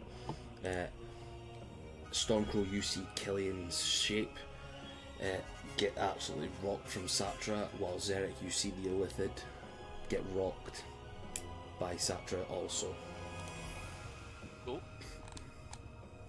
Okay. Is that everything for Sensoril and Satra? Yes, that is everything, thank you. Sweet. Xeric, it is your turn. Okay, I'm starting with a technical question. Okay, I will definitely probably not be able to answer this, but Google is such a thing. So, frightened means I can't move any closer to any of the 3 Illithids I see at the moment, right? Yes. Yeah. It's currently and it'd be at disadvantage to attack anyone. Yeah. Uh-huh. And we're in a dark place, correct? Yes. So if I was to use my bonus action to shadow step away from them, that wouldn't impede me, would I? Even if I was technically saying going over by here to the one that's got slammed up against the wall? No, you can do that. Yeah, you can get away from that, because I don't think that one is not a source of your fear. Yeah, that's what I was thinking. I just wanted to double check I wasn't trying to Okie dokie, so bonus action shadow step. Yep. And then we're gonna go punch. Yep, you will. It's still within line of sight of you, the other ones, so you are still at disadvantage on your attack. It was worth a try. I mean, those were high enough rolls. That was a dirty 20 for the first hit. That is number G. Let me find G. Yep, dirty 20. That hits. Roll damage. For a whole 5 points of damage. Oof. Oof, this thing's nearly dead. Oof, with that attack. And then one more. Oh. So, it was a natural 20 And then a 14, but with the modifier, it still comes in at a 22. So we roll some damage Yeah. for 7 points. Jesus. How does it look as this one falls to your fists? So as Zarek sort of initially shadow steps away to get away from the Illithids initially, pops up to the one which was furthest away, thinking, you know, be safe, but then realised could still see the Illithids in the like peripheral vision. So Zarek just gets angry at this point and just full on open palms with the sort of almost like the Hulk Buster go to sleep type action with this doppelganger's head into the stone, like go to sleep. Oof. Almost like Broly when he's got Goku's face and he's like Yes. palming it against the mountain. Yeah. Yes, literally Yeah. think of that. Yeah, that's cool. Yeah, this thing's gelatinous body just becomes mush as you take the face and just crash it against the wall, and it just becomes nothing under your palm. You basically like headshotted this thing with a bazooka with how much force you put behind it, and the body just slumps down. Fab. So that is bonus action. I get to make a save against my frighten now as I my turn, don't I? Yes. Is that 3 rolls or 1? Right. I will, because they're all looking the same to you, I will allow a save. I will allow a wisdom saving throw, but at disadvantage, and that will get rid of all 3 of them. Or you can roll 3 to try and get rid of 3. So you get the choice of 1 save at disadvantage to get rid of all of them, or 3 to try and get rid of them individually. I'm gonna run the 3 Okay, doke. because otherwise I'm literally not gonna be able to get back into combat. If you see what I mean. Yeah, no, I know what you mean. So first one going out. That's not save. What was that? A 13? 13. That saves. Oh, okay, so that's a save. And 11 isn't going to be a save. That is not a save. And then finally, that is a save at 17. So That is 2 a out of save. 3 ain't bad. Yep, exactly. So 2 of the Illithids that you thought were there just sort of like smoke out of existence, and you just see the doppelgangers standing there. They're not even staring at you, but when the Illithids were looking at, when you seen the Illithids, it was like they were just staring at you. So it's like a weird image that follows you around. Yeah, I'd imagine like visually to anybody else who would potentially see Zarek moving around the corner, it would be like that whole sort of thing of just shaking the head to try and get it straight, if you know what I mean. Yeah. And that's like how 2 of them shake out, but then 1's still there. Yeah, perfect. But yeah, that's my go. Thank you very much. Not a problem whatsoever. Now, the next 2 creatures that are up are both dead. So it's Stormcrow. You're next. Okie dokie. So, if I make any attacks at disadvantage, At this moment in time, yes. Only on the However- ones that you're scared of, though, isn't it? It's No, in sight of them. In sight. Oh, in sight of them. Oh, sorry, Yep. yeah. Oh, I've got to remove my dad. however, Sorry, I'm half asleep, I forgot. it's alright. However, right about by there, Where Zarek was stood a moment ago, yep. there, I'm going to cast Cloud of Daggers. Yay! Oh. Nice. Lovely spell. So I'm going to cast it at... Fuck it, I'm going to cast it at 3rd level. Ooh, you go, girl. I mean, he can see Killian. Of course he's going to go like all stabby stabby. Fucking right. Yeah. So C E.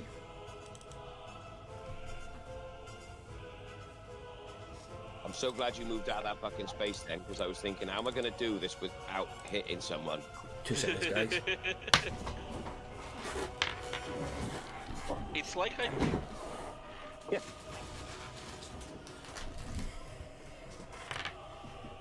Also, I think at this point, almost all of us have rolled a natural 20 tonight. I know mine was on a disadvantage, but that's been good.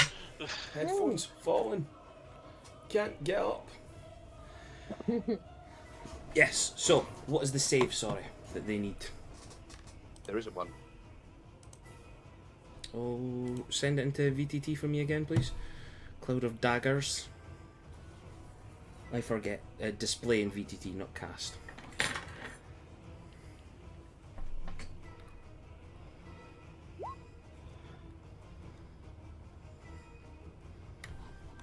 Concentration.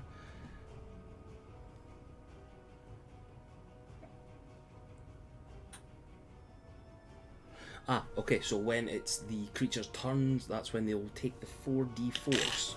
So I will need to roll, you'll need to No. roll. It'll take 64. Oh, 64. Right, just remember that for when it comes to their turn. 64 points of damage. That'll be nice to watch. Okay, doke. Is there anything else from Stormcrow? From that cool ass move?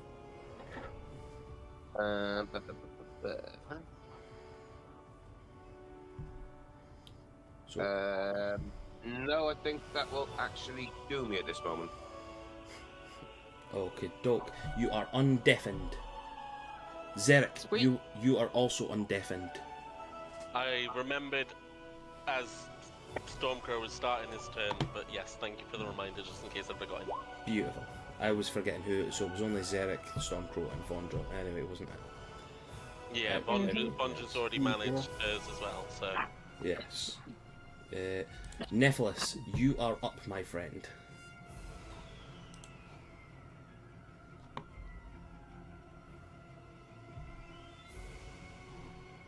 Oh my god, he's ignoring me again.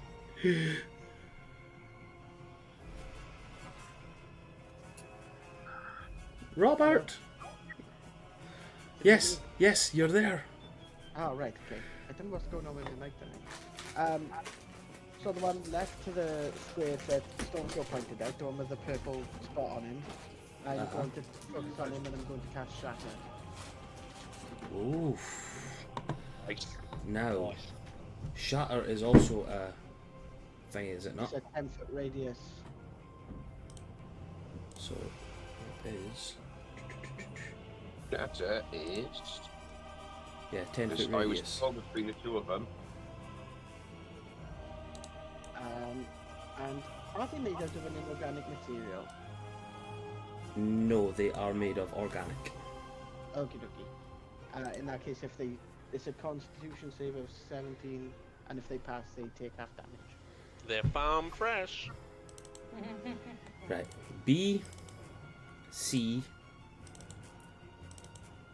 E, D, and F. Fucking hell, easy enough. Right, okay. So, con save you said, sorry, yep.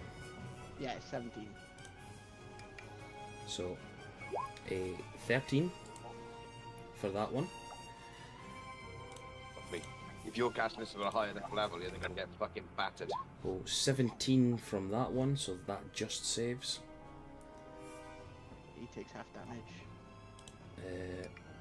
B, a natural 20 for one of them.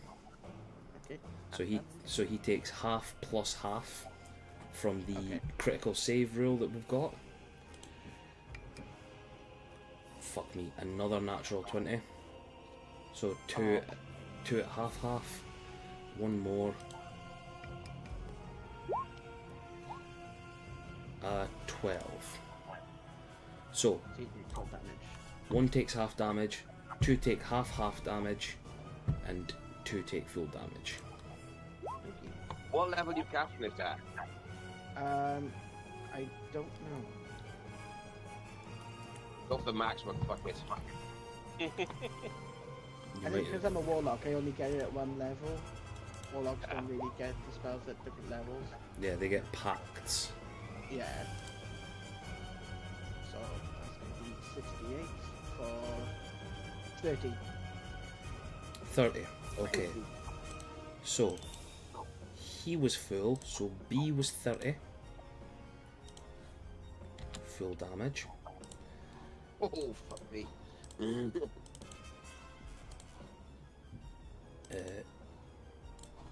C was half damage. So he took 15. Sorry, I'm having to go through all this stuff. E was half damage, so that's 7.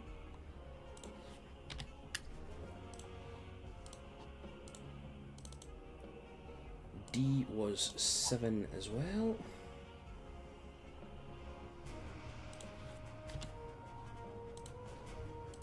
And it was F was full damage.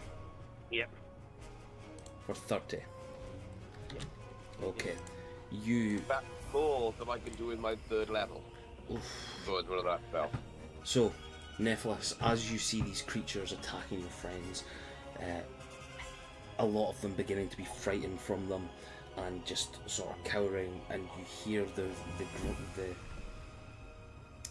scream of the other one. You just sort of go deep down in your body, and you just pull a magical thing as you hear Hex say, "Go on, boss, go on, use it." And you cast Shatter, and you just feel this absolute eruption of power emanate out. What happens to that one there, besides Satra, as it crumples and dies? How does it look? So when I've cast this, all my skin is just glowing red and my eyes are gleaming red right now. And I cast it and the same thing happens to them if they get hit with it. And the one that melts, it just looks like molten lava and solidifies as he touches the ground. Oof. Nice. And Stormcrow's not frightened anymore. And Stormcrow's not fighting. Guys, Trying to do. Guys, you see this power emanate from Nephilis. You've never really seen this come from him before, and it's so strong that you see the colouring on these 4 that are still standing, caught with the shatter, begin to, like, their gelatinous bodies. You know how, like, sometimes when you see in nature documentaries, jellyfish turn different colours based on what it the sort of light that it intakes. That's what you're now seeing with these creatures. Is there anything else you would like to do, Neff? I think I'm good. Okay. Yeah, I'm good. Okie doke. It is Doppelganger E next. Which one's that? That is the one with the purple mark on it that still looks like an illithid to Xeric. Oh, hang on. Oh, Before yep. we go any further. Yep. Ooh, oh my god, 28 from me. And 14 from me. Okay, guys. What does the tag team combination of the spiritual guardians and the cloud of daggers look like? The cats just grab the daggers and start stabbing him. Thank you, that was exactly what was in my head. Okay, Xeric, you see the small spiritual cats grab at Stormcrow's magical daggers in the air and just start going insane on this thing, this illithid, and it just melts away. You do not see the illithid anymore, you just see this dead doppelganger just sort of fall to the floor. Without looking back, I just put my hand out to Stormcrow for a high five. Stormcrow just sort of grinning, just high fives her back, and it's just like, yep. Yeah, bitches. That's that one's turn, I suppose, then. Cade, your turn.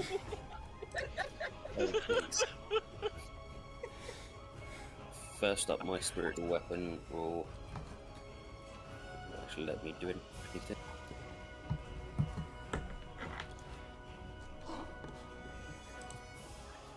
Roll20's being stupidly slow, sorry. Oh yeah, no, it's getting to that point in night, is it?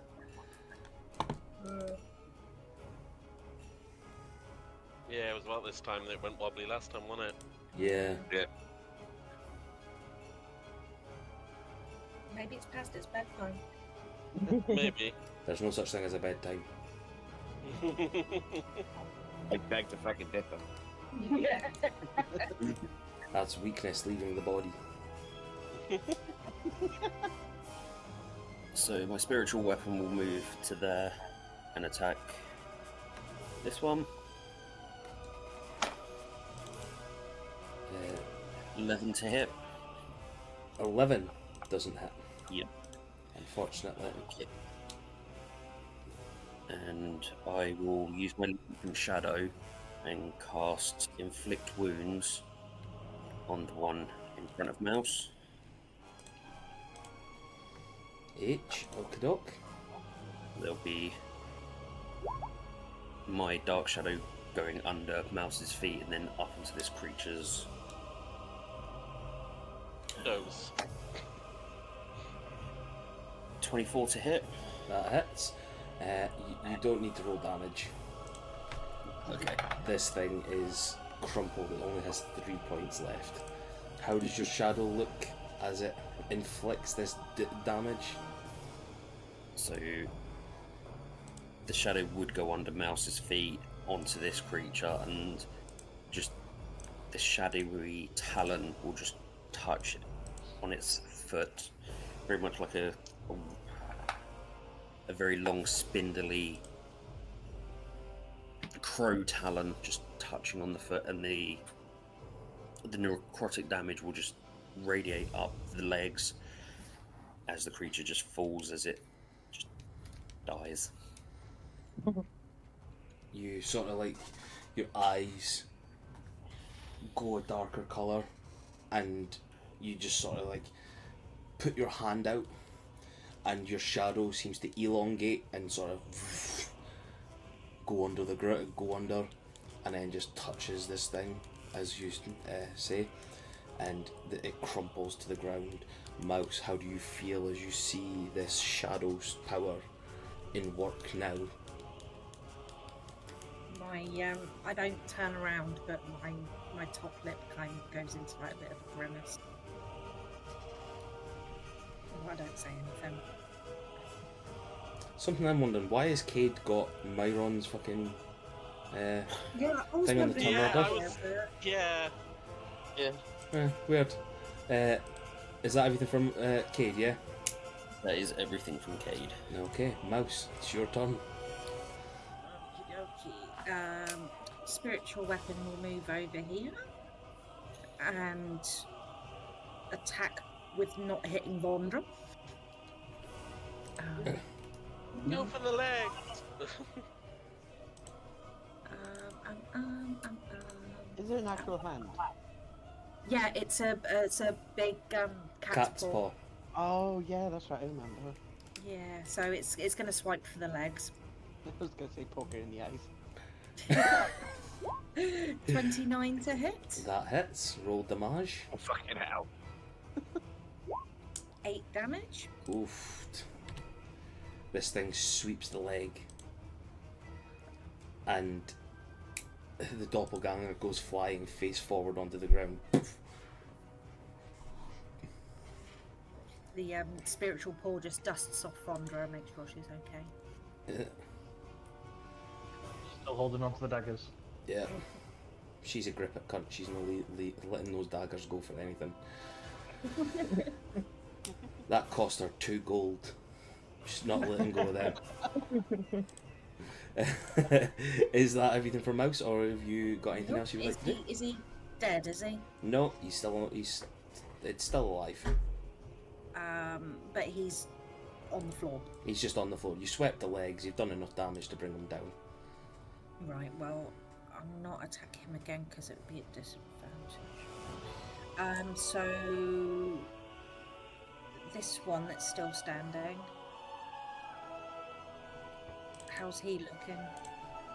That is the D. That is the one with the D on him.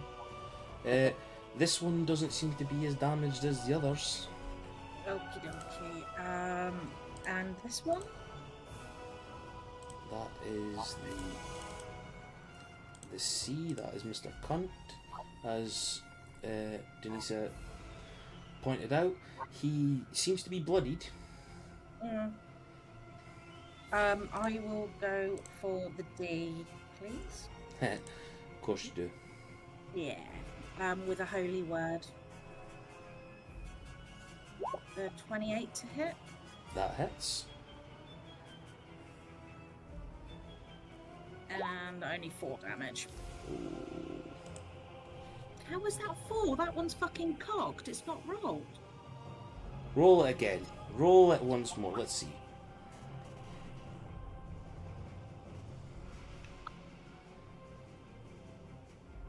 $13.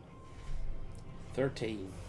I'll take the 2 1s and a 5, so then it will like kind of. Okay, this Go You one. had a cocked digital dice. Hey? You had a cocked digital dice. I did a cocked digital dice. It hit the side and it didn't roll properly, and it was just like pointy end up, and I'm like, I've seen that happen, yeah. yeah. Yeah, so this one wraps in radiant energy and sort of hits. It doesn't hit with the same force that the doppelganger matron hit you with before. You hit her with, sorry, before, but does a good amount of damage. This thing seems to be bloodied. Now, you've bloodied the D. I bloodied the D. And that will be my turn. Okay. Now, the D is up. Well, the D can take another pounding. Yeah. I mean, do we know if he's even going to get that movement at this rate? For fuck's sake. An 8. 21. Yeah. Plus 11. daggers. 11 for daggers. So 32. Fucking hell. The D does not get a chance to solidify.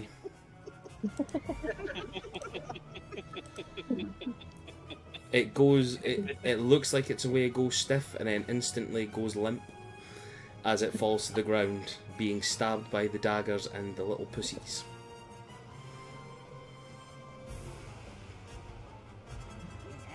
Stabby cats. Stabby cat. Why are they stabbing? Aren't they called tabby cats, not stabby cats? Probably stabby cats. Oh, Try okay. saying that 5 times faster for a bottle of wine. Or as you guys call it, lunch. Hey. No, that's vodka. No, Yeah, that's more accurate. No, Vondra's the wizard. Oh, vodka. No.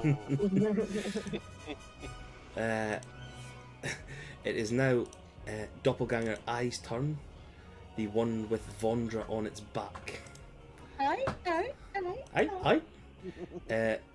It will try and throw Vondra off. Can I get a strength saving throw from Vondra, please, against this strength check? A 15 for the strength check. I went from an 18 to a 5. Oh. Oof. It's prone though, isn't it? So I'm not exactly going to go very far. No, you're not going to go far, but he has essentially rolled you off. And it's going to use its movement to get up. But it used its action to try and throw you off. I'm back. Nice. How's he? He's fine. Good. It is B's turn. And is going to try and get in there and use its 15 feet. Roll damage, guys. Oh wait, actually, hold on. Yeah, roll damage for 14. 14. 12. These stabby cats once again erupt as these creatures, now seeming to be just absolutely suicidal and driven into a frenzy, run through your trap and just decide that's it. There's not much point in living now. Okie doke. Now, that's that one's turn. It's now Cunt's turn. Now, hold on. Roll damage, guys.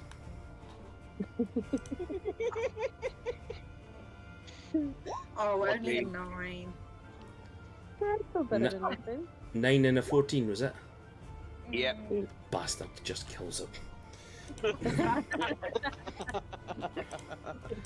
This one, accepting its fate as it turns around to you all, just sort of gives you a salute, like stands up straight, gives you a salute, and the stabby cats just like cartoony-ish jump on him, and you see like this dust cloud underneath, almost like radiant energy. Like it's almost as if you jumped into a Tom and Jerry cartoon. Everything gets up, and this thing just starts getting. You just hear the little things going. Rah, rah, rah, rah. I've got the Yu-Gi-Oh! Toon cards from the anime in my head. That's exactly what it looks like. Vondra, your turn. So, I was just- going to, well, when I was originally on its back, my plan was to basically do a backflip off the back and then take the Neva's crossbow out and shoot one, but I can't do that anymore. So Yeah. instead, I will place my. Is the doppelganger facing me or facing away from me? Facing you. Facing. Yeah. I will place my hand on its chest and cast Vortex Warp on it. It needs to make a con save of 17.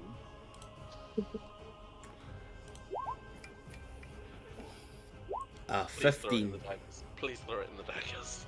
And that's exactly where it's going. It teleports instantly into the cloud of daggers, right into the center. And I go, bye bye!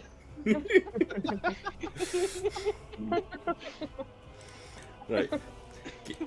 Just bear with me a second. Just humor me. Just can we? Just. Bastard! I was hoping that this would be the one wisdom save that it would do. The creature just sees where it is and just, like Wile E. Coyote, lifts it, changes its hand into a sign saying, bye bye.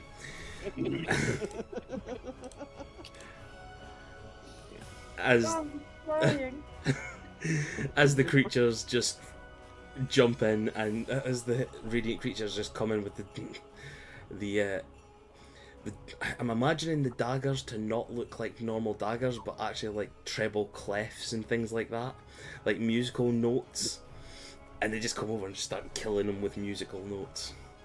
Oh, like ninja stars, but sharp notes. Yeah. Right, so there's no more killing, guys. I'm gonna love you and leave you. Okay, Alright. pal. Rest Right, well. Night. Have a safe trip tomorrow. No, Have a good one. Night. And with that, guys, hold on. First time we get to use this.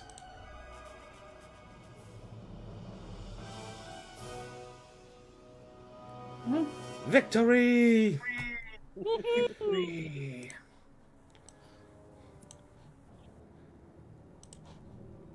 And with that, you all. Oh wait, no, it's a 5, not a 0. Looking around you all,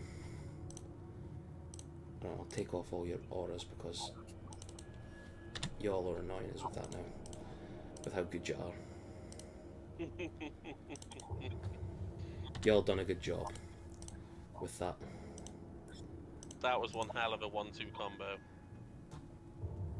That was broken.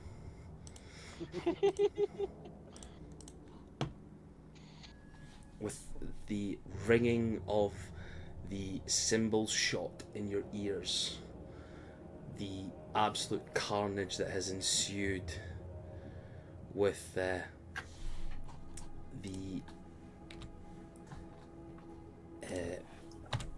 combos of moves.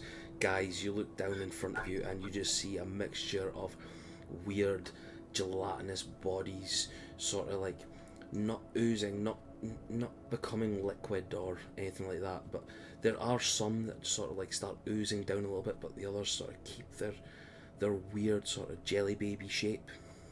It was all like melted jelly babies, but especially the one beside Satra, that's become like lava in the ground, emanating from Nephilis's absolute monster shatter on the creature. I turn around and punch Cade. Oh Roll, shit. roll me an unarmed attack, please. Yeah. And I'm going to slap him on the back of the head. Roll me an unarmed attack, please. I'm running next to Cade. I'm gonna do cat's claws. It's just an 8. We're going to miss that. Why isn't my cat's claws up? Oh, because I'm technically not classed as an. Ugh, 10. You try and hit Cade, and you catch a bit of his armour and just sort of like scrape along his armour. But as you sort of hit him, you sort of twist him around a little bit. Stormcrow, your slap just almost like cartoony misses and hits air. And Like, he pulls at the last second, trying to keep me back as well. Yeah. Would we be able to say that they missed because Cade falls to his knees as he suffers that point of exhaustion? Oh yes, actually, that's a better idea. That's good. You see Cade drop to his knees and begin almost having like an asthma attack, and that's where like the two of you's attacks just sort of like almost collide with each other, like you're giving yourself that high five again, but in an attacky way. I turn to Zarek and point a very angry claw at him. I'm like, "Are you part of this cult as well?" No. But I know why you're angry. No shit. Spent this time together, you didn't think you would even tell me? You think I wouldn't find out?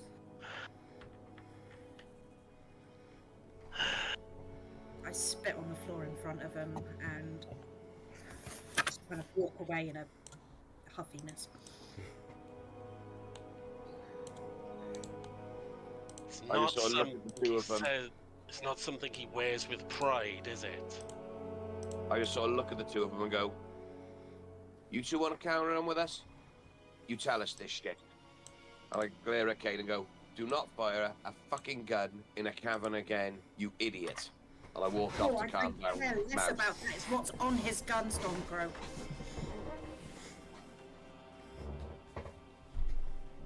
Cade will just just walk over to calm down Mouse and just sort of help her relax a little bit so I can see that she is fuming. Cade will just fall back from his knees and just lay there on the... Just like, for fuck's sake, always this is why I don't tell people. Then why are you part of a stupid fucking dark insidious cult? Let's get out of here and then we'll sit down and talk about it. Vondra and Neff, do you guys know what's going on? I have no fucking clue. Not a clue. I mean, Stormcrow don't either, really. And I'm just I'll pissed off be... for the fact that I went deaf because of the gun going off. What? Oh, no. I'll look around and see the very confused faces. The symbol on his very loud weapon is of Shah. The evil, insidious bitch that is trying to escape the Fey realm right now that we went to have a look at. The sister of my goddess. Ah. The three of you, as Mouse explains that look at the weapon, and Cade sort of has turned over. You catch the inverted symbol made darker by the materials on it. It seems to mirror Mouse's, except inverted, obviously. Cade sort of makes a quick movement to turn it past. And you do remember, you remember it from being in the Fey Realm, in the once known as Tower of Saloon, with all the weird sort of like markings and that had been defiled and whatnot. She sided with the thing that Alala was trying to set free. It all comes back to what's his face that I can't remember his name of. The Sean's big character. Oh, I'm so glad Ramala managed to. Ramala, that's the one. Yes, I'm sorry, I forgot his name. The thing that is inside Ramala. Alala. Yeah. I sort of look at Mouse with my mouth open and go, that fucking huge scary thing is what's inside his gun? It powers it. I just sort of look at Cade and go, do not ever use that thing in front of us again, or if you're gonna do it, make sure it's gonna stay the fuck away from me. I've seen that thing, I've seen what it does, I want no part of it. His god sided with it, and that's why they're trying to break her out of the Fae prison that she's in at the moment. Wanderer will just pipe up and say, well, if it's of any use, in the same way I was going to look for our missing friends, I can always keep an eye on this Shah. And Wanderer will pull out a crystal ball she's acquired.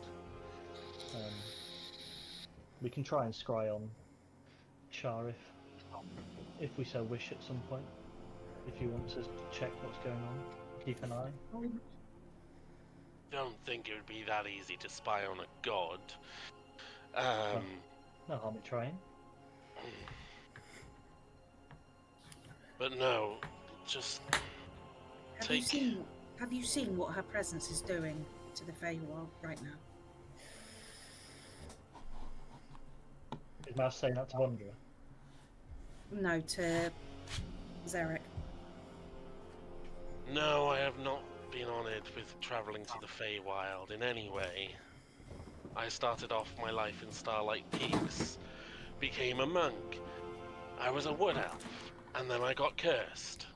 I met Cade along the way, and after a year and a half of working with him, he confessed that that was where his power came from. He was not proud of it. He does not wear it as a badge of honor.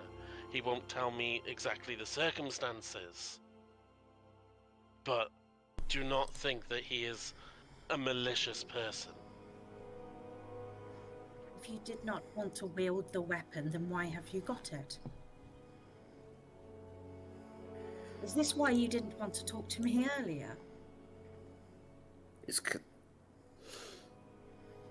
I'm ashamed of it. Okay, I'm ashamed of it. My whole life has been darkness.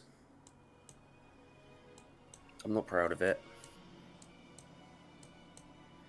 But it's the only thing that I've ever found that has been able to keep the darkness at bay. She is the darkness. She keeps it at bay for you because she controls it.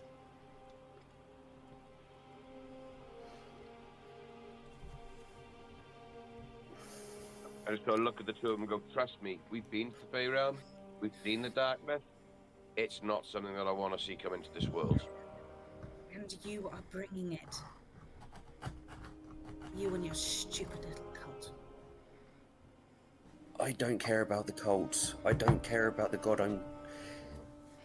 It's the protection it's given me, the things that has happened to me in my past. This is holding that sort of stuff at bay. I'm not proud of it. But when you see your best friend die and you get blamed for it because you're the bad luck charm, you see family members die because of you, because you're the bad luck charm, you need anything to stop that from happening to you anymore. And with that, Cade will get up and start walking away back the way that we came.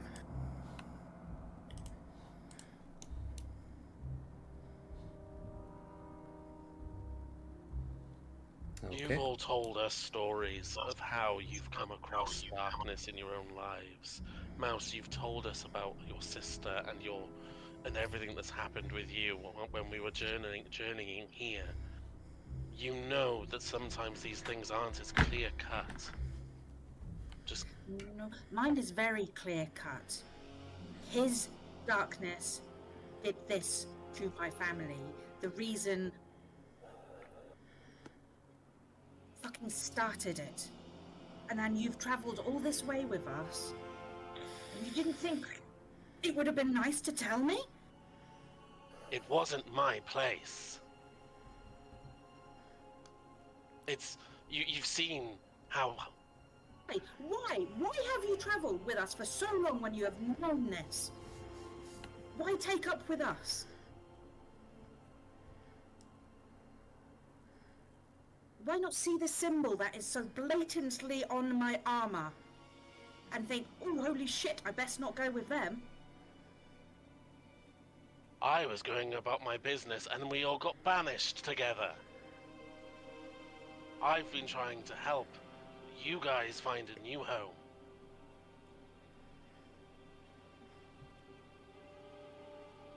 There wasn't exactly the time for us to waltz off in the middle of the Icelands in the mountain range to get anywhere else.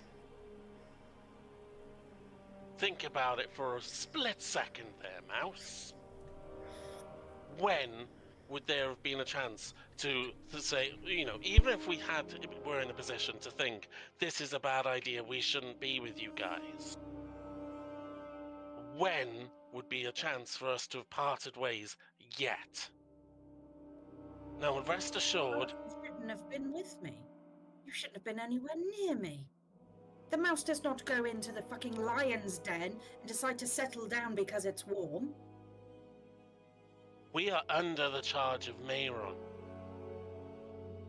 Yes, I'll be having words with him as well. We have, at this moment in time, we kind of have to do what he tells us a little bit as well. Because at this moment in time, I don't know if you've noticed, but I'm kind of a purple wood elf.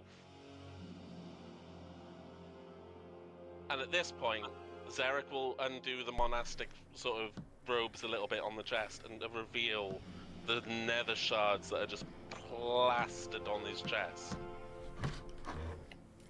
This happened when investigating the place that your... oh, what was his name again? Romala disappeared in. We were sent there to research, and then a fucking portal opened, and it blew up in our faces, and since then, I've been fucking purple. Mayron was there when we woke up and said he could help.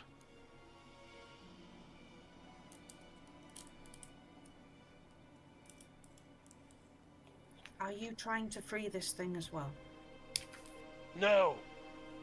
I understand the shadows because that is the way I was trained. But ultimately, I always try and find the good in things. My job before all of this was literally a messenger between monastery to monastery. I am way over my head with everything. Insight check. Yeah. Wanderer does chirp and go, everything that goes above my head. Oh, too flustered. 13. Actually, no. I think that deserves a guidance. If anyone does. I would say so. 17. Stormcrow, insight. 23. Nat 20 plus 3. Oof, nice. Rolled my answer over to you, DM.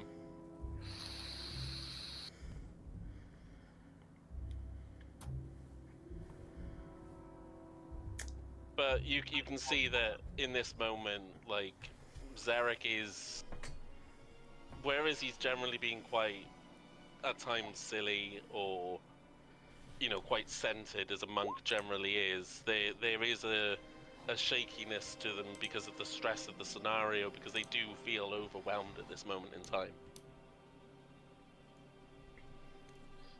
You see... Oh, no, on you go, man. Bonds is just going to offer a little drink to calm Zarek's nerves, and then give them space again.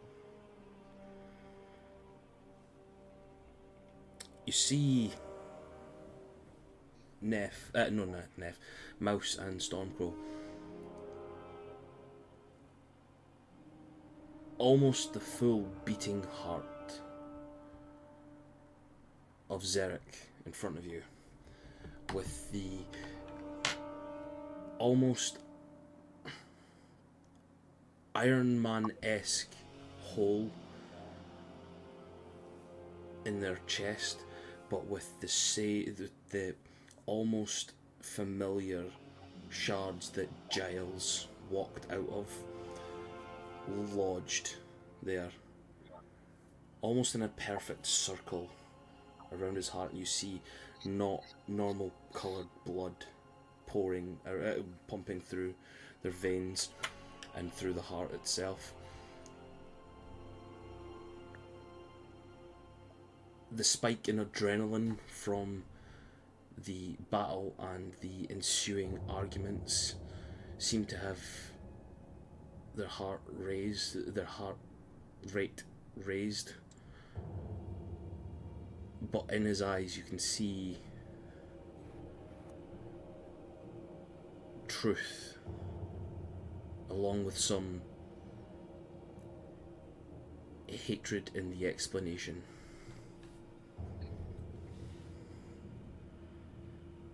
Stormcrow just takes a deep breath and composed himself. Just sort of closes his eyes, looks down, looks back up, looks at the Zarek's eyes and goes, "No more secrets, no more hiding anything from us. You want to travel with us? You tell us the truth. We've been betrayed way too many times by things that look like that," and he points down at the remains of the bodies and goes, "Things that we thought we could trust, that have killed people we care about. You want to stay with us? You tell us the truth, and we're going to have the same thing from Cade. Otherwise, you get in the carriage, you fuck off." Just takes Mouse gently by the arm and goes, "Let's go. Let's go talk to him."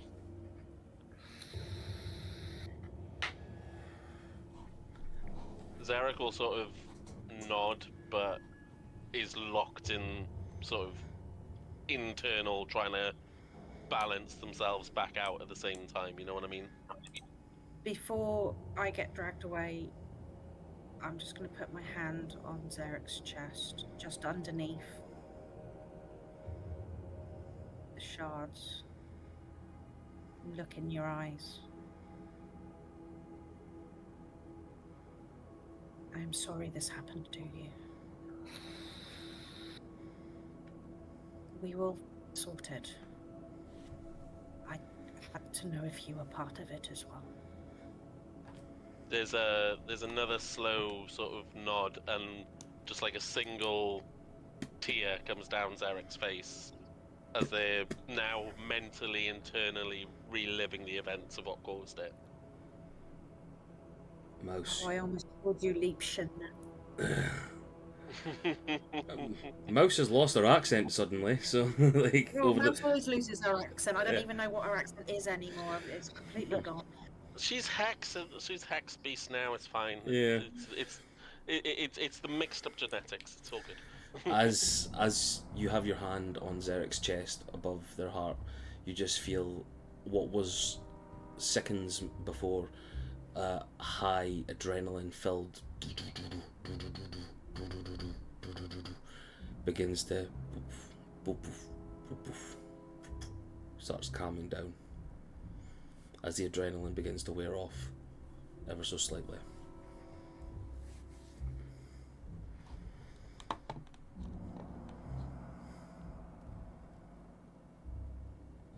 DM. Yes? Are the on the left of the map? Are those eggs like actually there? No, it's just, no, they're not actually there. This is, it seems to have one point been a spider layer, but the webbing, like as you sort of get closer, you see that it's more viscous and less silk sort of webs, more like what you would expect veins and things to be. It seems to be what the doppelgangers either slept or cocooned themselves in. But there are no eggs. That's just the photo. It's just a picture. Okay, because I was going to. Vondra was just going to go along with the dagger and just start popping the eggs so no more doppelgangers could like come out of them in case. But if they're not actually there, then no. Yeah, just give me a quick perception check, please. Ooh, nice, 19. 19. Yeah, sorry, I never noticed your message there, saying the same thing. Yeah, no. You look into the weird, veiny, material stuff, just sort of like popping your dagger as you go. There doesn't seem to be anything else behind it. It just seems to be where the creatures all came from. It seems to now be sort of almost like they're retracting and sort of drying out a little bit as well. Yeah, I'll sever any webbing just to reduce the chances of more doppelgangers somehow coming from the play. Yep. Just tidying up before you leave. A quick sort of glance at the amount of bodies that went down and things like that, and calculating in your head how many came out, makes it about 11 that were here, taking into consideration the one that you killed about half an hour before. That gives you to the 12 mark that the one told you about that was in the zone of truth. I'll leave it at that. Okay. Anything else anybody else would like to be doing? I've come down to have a quick word with Cade before Storm and Mouse show up. Okie doke. And You- I'm Cade just will gonna be- say- Hmm? Cade would just be stood at like the crossroads because he can't remember which way we came. Yeah. I just standing there looking at them and I'm just gonna say, look, they're probably gonna have some angry words to have with you. I just want you to know that, for my part, it's impossible for me to pass judgment. I get my power from something else as well, and who knows who or what he's hurt in the past. So, I suppose we're in a sort of similar boat, really. Cade will turn to him and nod. I appreciate your words.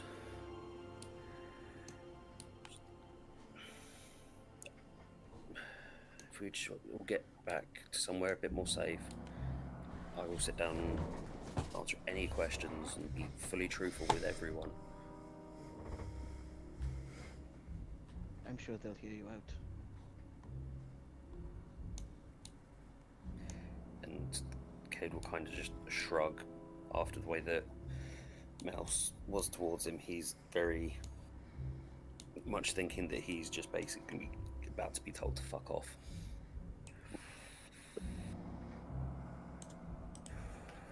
But yeah, that's all I wanted to say. I'm just gonna stand there and wait for Mouse and Storm to show up now. Okay. You all begin wandering back through to the next cavern essentially, if everybody's cool with that. Yep. Sarah would have been will be trailing behind everyone, still sort of semi shell shocked, but yeah, it's all good. Always the last to go. Sweet. I'll just put you guys in a weird marching order for it. Stormcrow and Mouse, you guys wander in and you see Cade still with his sort of like shining beacon of a light, sort of looking almost angelic in the darkness as you wander in.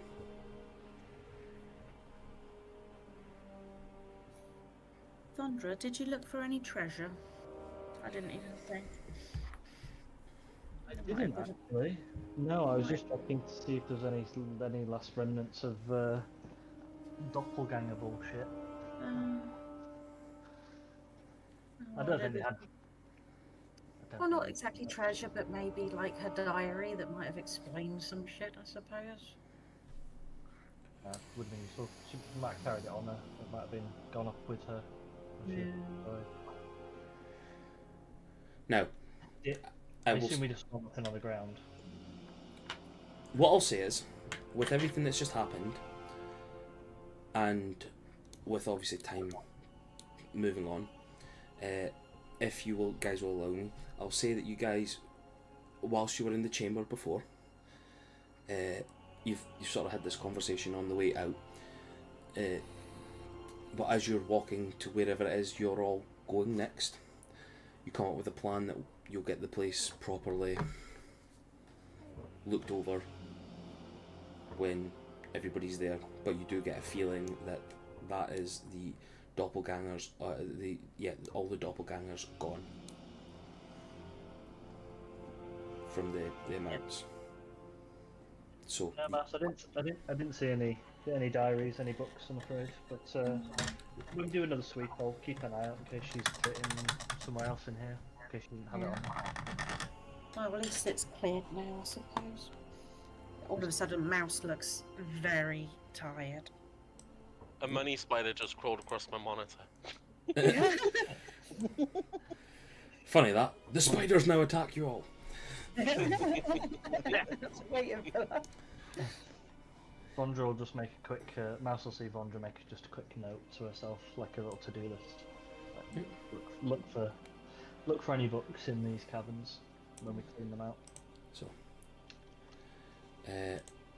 oh fuck, my Roll20 is acting all fucking out. There we go.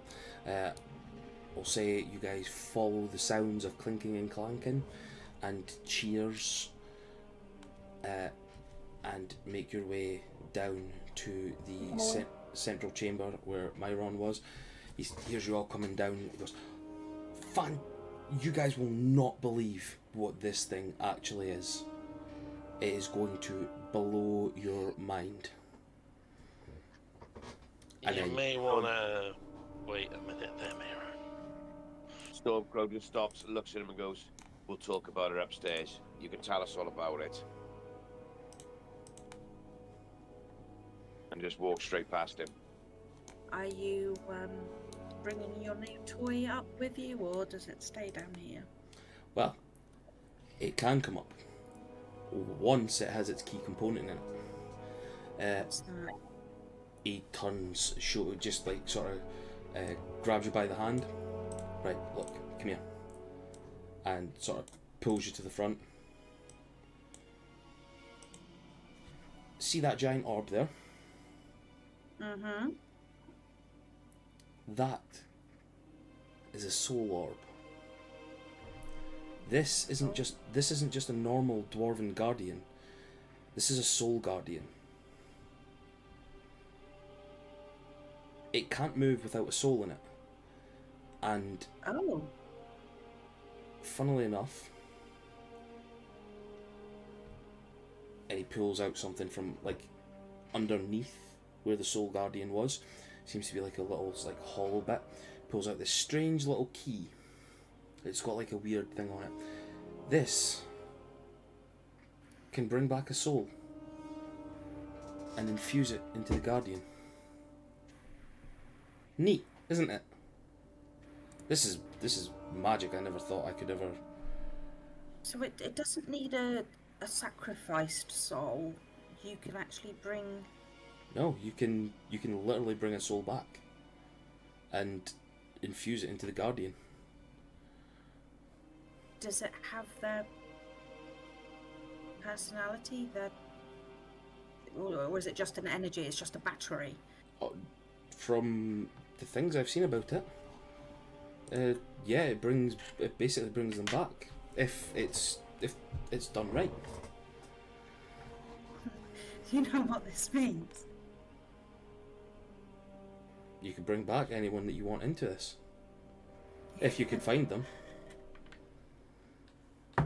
It doesn't just suck souls out of wherever they go. You actually have to find them. No. As in, like, it's you have to sort of like reach out with it and sort of find the soul, and then the key sort of pulls them in and poof, does this whole thing. You know, he starts doing lots of movements with his hands.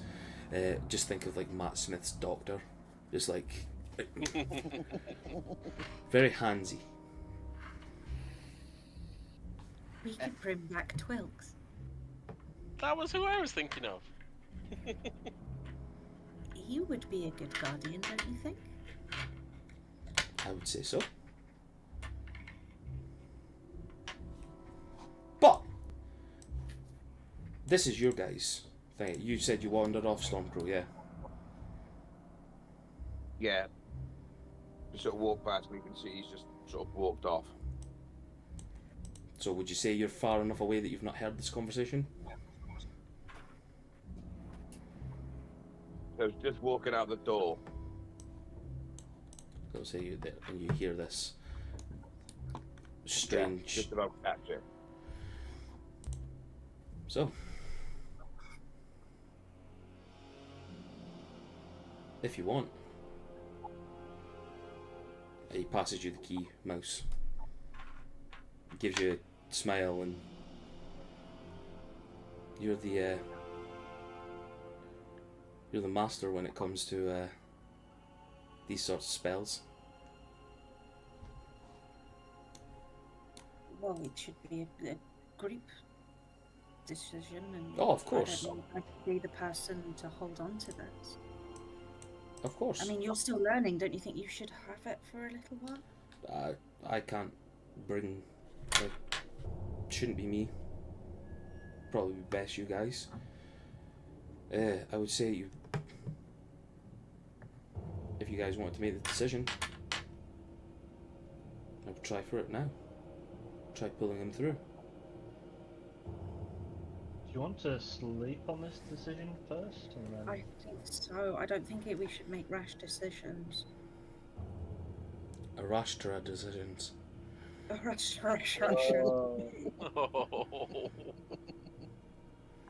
I'm gonna give myself a fucking inspiration for that one. Like that's. I don't Save care. it for the Soul Guardian. I don't care what anyone says.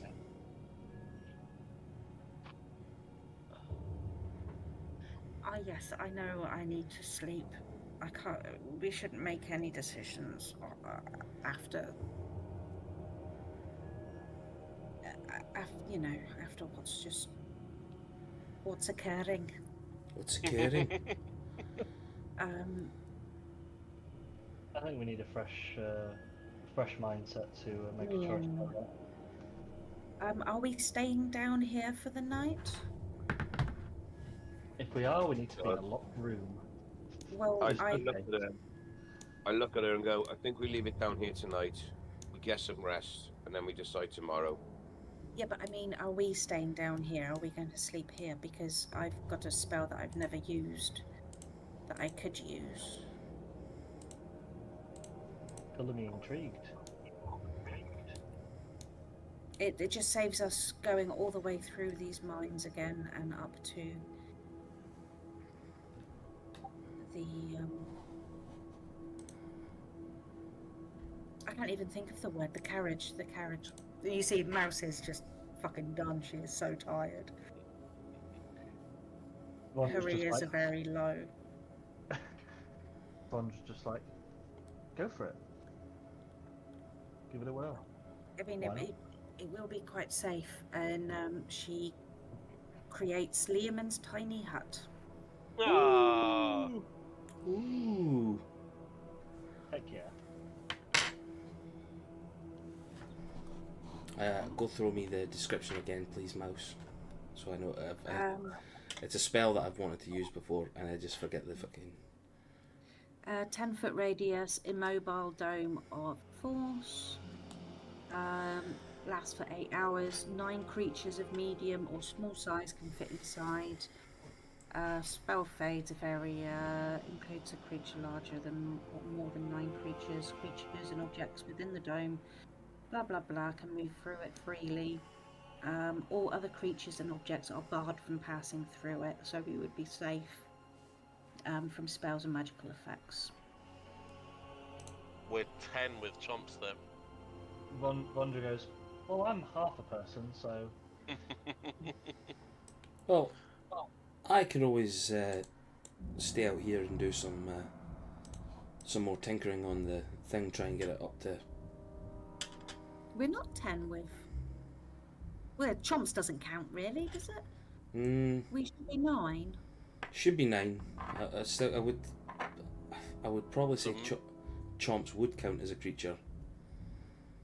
Cade will just walk over to here and just slump down against the wall. It's like, I know you're not going to want me there.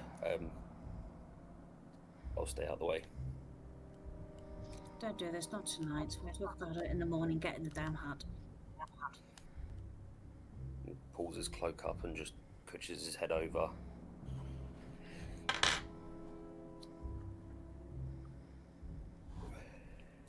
Oh. She goes over and raises his face with her hand. Get in the hut. Honestly, it's fine. I look over him and just sigh and say, "Look, dude, you're not gonna win this one. Just get in the damn hut." Brother, Only stop need being 4 so hours sleep. stubborn. Okay. I only need 4 Obviously. hours sleep. You get 4 hours on watch, and I'll come out afterwards. That was a natural 1 on Myron's perception, but he has a passive perception of 20. So story wise, I'm going to let this just pretend I never rolled there. He looks at you. He looks at you all. Just sort of turns, and the people who are not speaking, he just sort of looks over at Neff and Vondra. Am I missing something here? I'm gonna roll persuasion on Cade. Think By of this it. point, Cade would be so fucking tired he would have fallen asleep. Yeah. Think of it as an olive branch from her point of view. So just go with her. Cade would be doing it as almost like a sign of,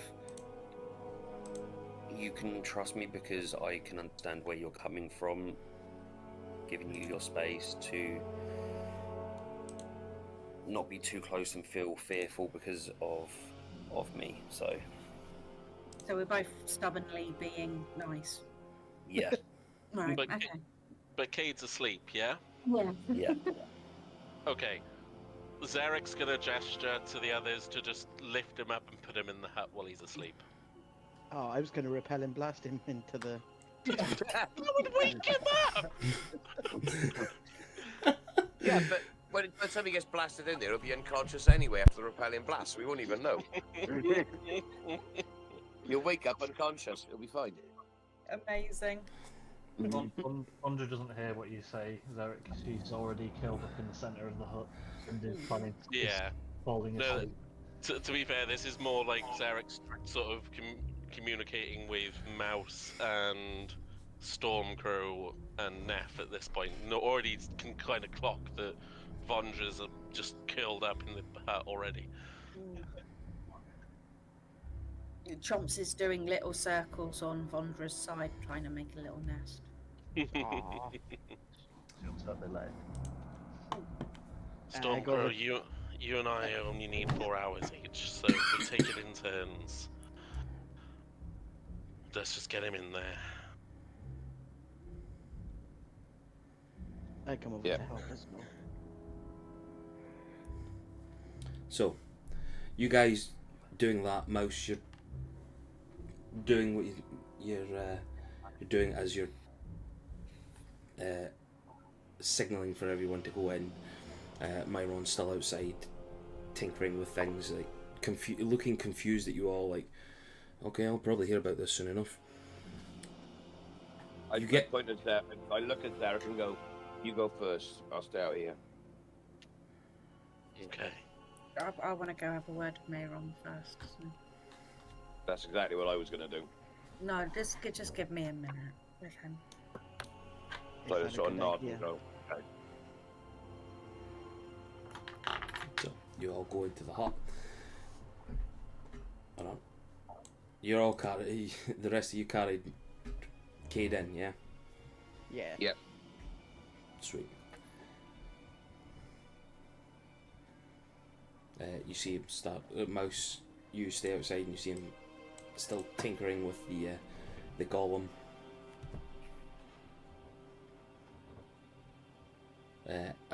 Oblivious to sort of like your not being in the hut.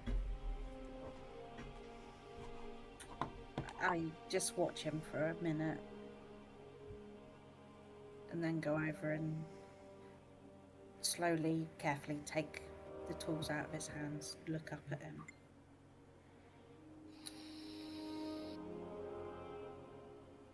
Did you know that Cade was part of the cult of Shah?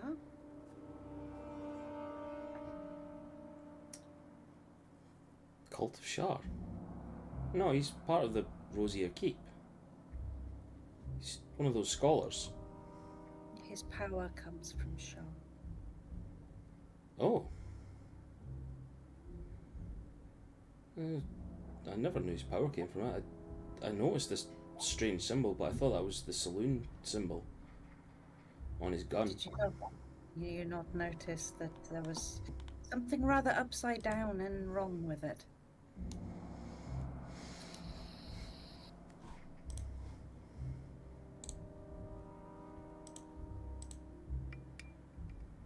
Not really, no. So you didn't do this on purpose?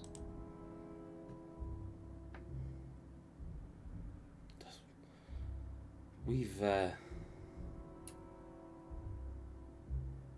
all gone through quite a bit in the last 18 months or so, or a year and a half of knowing each other. You've known me long enough to know I don't do anything on purpose. He gets a little bit shy, his cheeks go a wee bit rosy and flushed from that statement.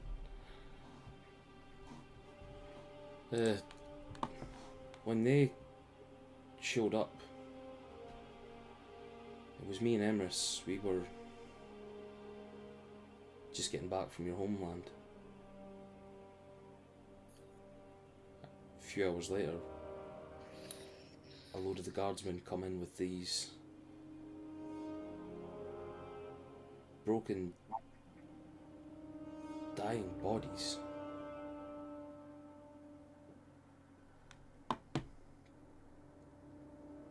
A couple of weeks went past.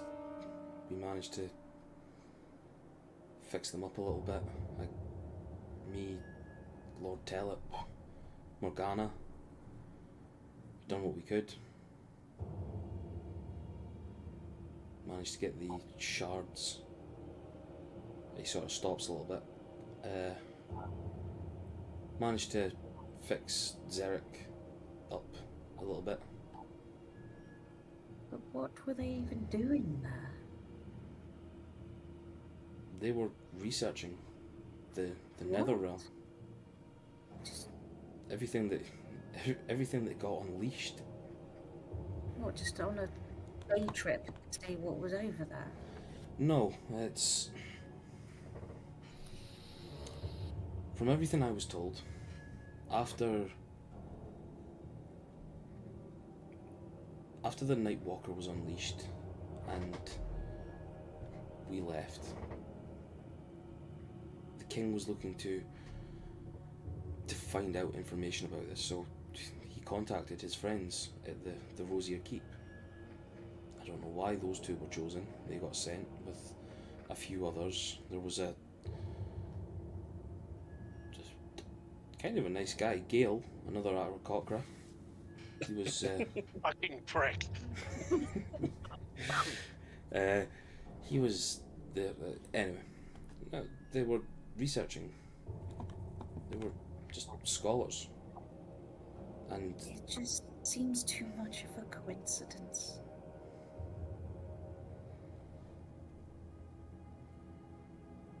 he just sort of stops a little bit, takes you in, looks around, and funny thing about coincidences,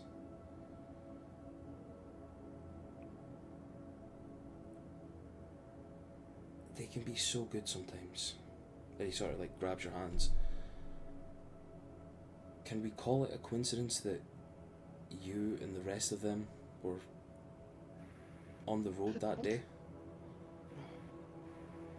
That it was members of the Iron Fist who took me in, people who you were fighting?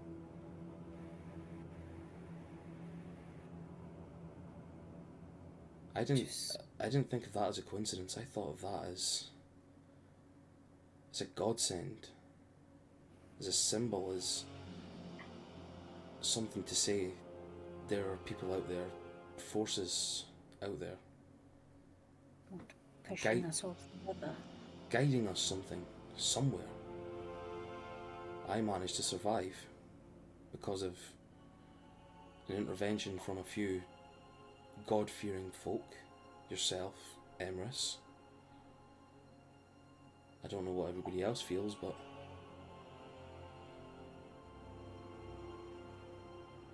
I feel tired. you look tired. And he just sort of like takes his hand, sort of like the side of your face. She kind of leans into it. I think you should go get some rest. Listen, I just grabbed your hands again, but like cups them. I swear, I would never do anything to hurt any of you. Insight check! Roll an insight.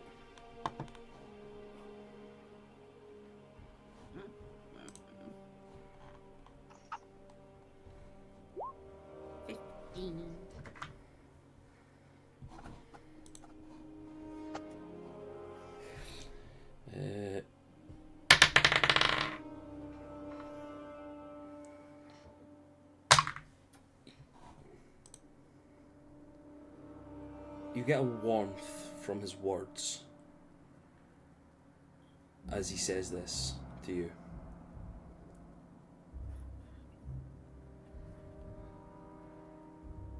Although something says to you they're meaningful, but it's almost hollow.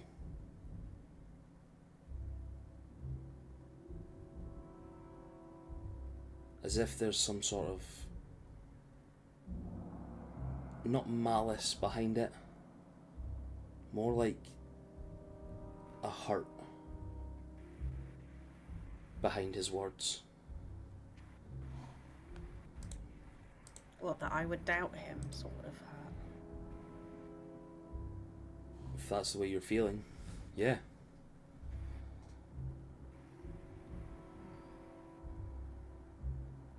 And he just sort of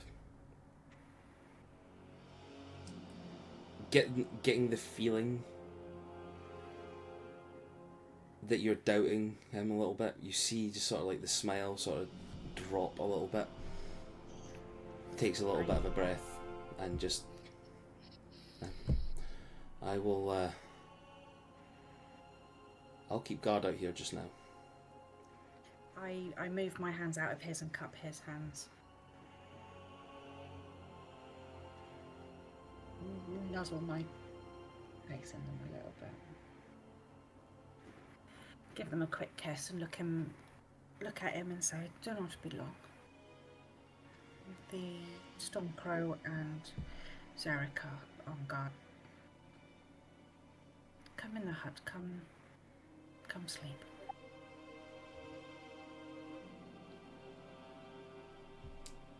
I'll be in a wee while. In a little while. And he sort of turns you and sort of pushes you in a wee bit, but not like aggressively, just sort of like, you know, like when you're leading like an old person into somewhere. Yeah, on you go. Just... No. Yeah, I'm used to that. Yeah. Yeah. She gets the hint, then goes to bed. Gareth's used to me doing it to him in work. When he remembers it. You keep taking me back in there when I keep trying to escape. Mouse, as you are walking in to the hut, you suddenly get a strange feeling in your head. A message begins ringing. Ha ha ha ha. Mouse, God. I have your sister. Come play with me. Signed, the hag. Again. Fuck's sake. Only joking. It is me, Stalker. I have good news. And that's where we'll end it this evening. What the Amazing. hell's that? That's ascending in her head. I was just going to say, Stormcrow sort of lying there pretending to be asleep, just sort of cracks his eye open as she walks past, just looks at her and looks up at her and goes, "Are you okay?" I give him a very tired nod. Sort of smile at her and just sort of go, "We'll talk in the morning, love. Get some rest." And that's when we'll say that you end up getting the message in your head. And that's where we'll end it. So, Right on time, because I am fucking dropping off by you guys. same here. I was like, oh god, you guys are doing so well, I can't rush yous on because yous have done so fucking good tonight.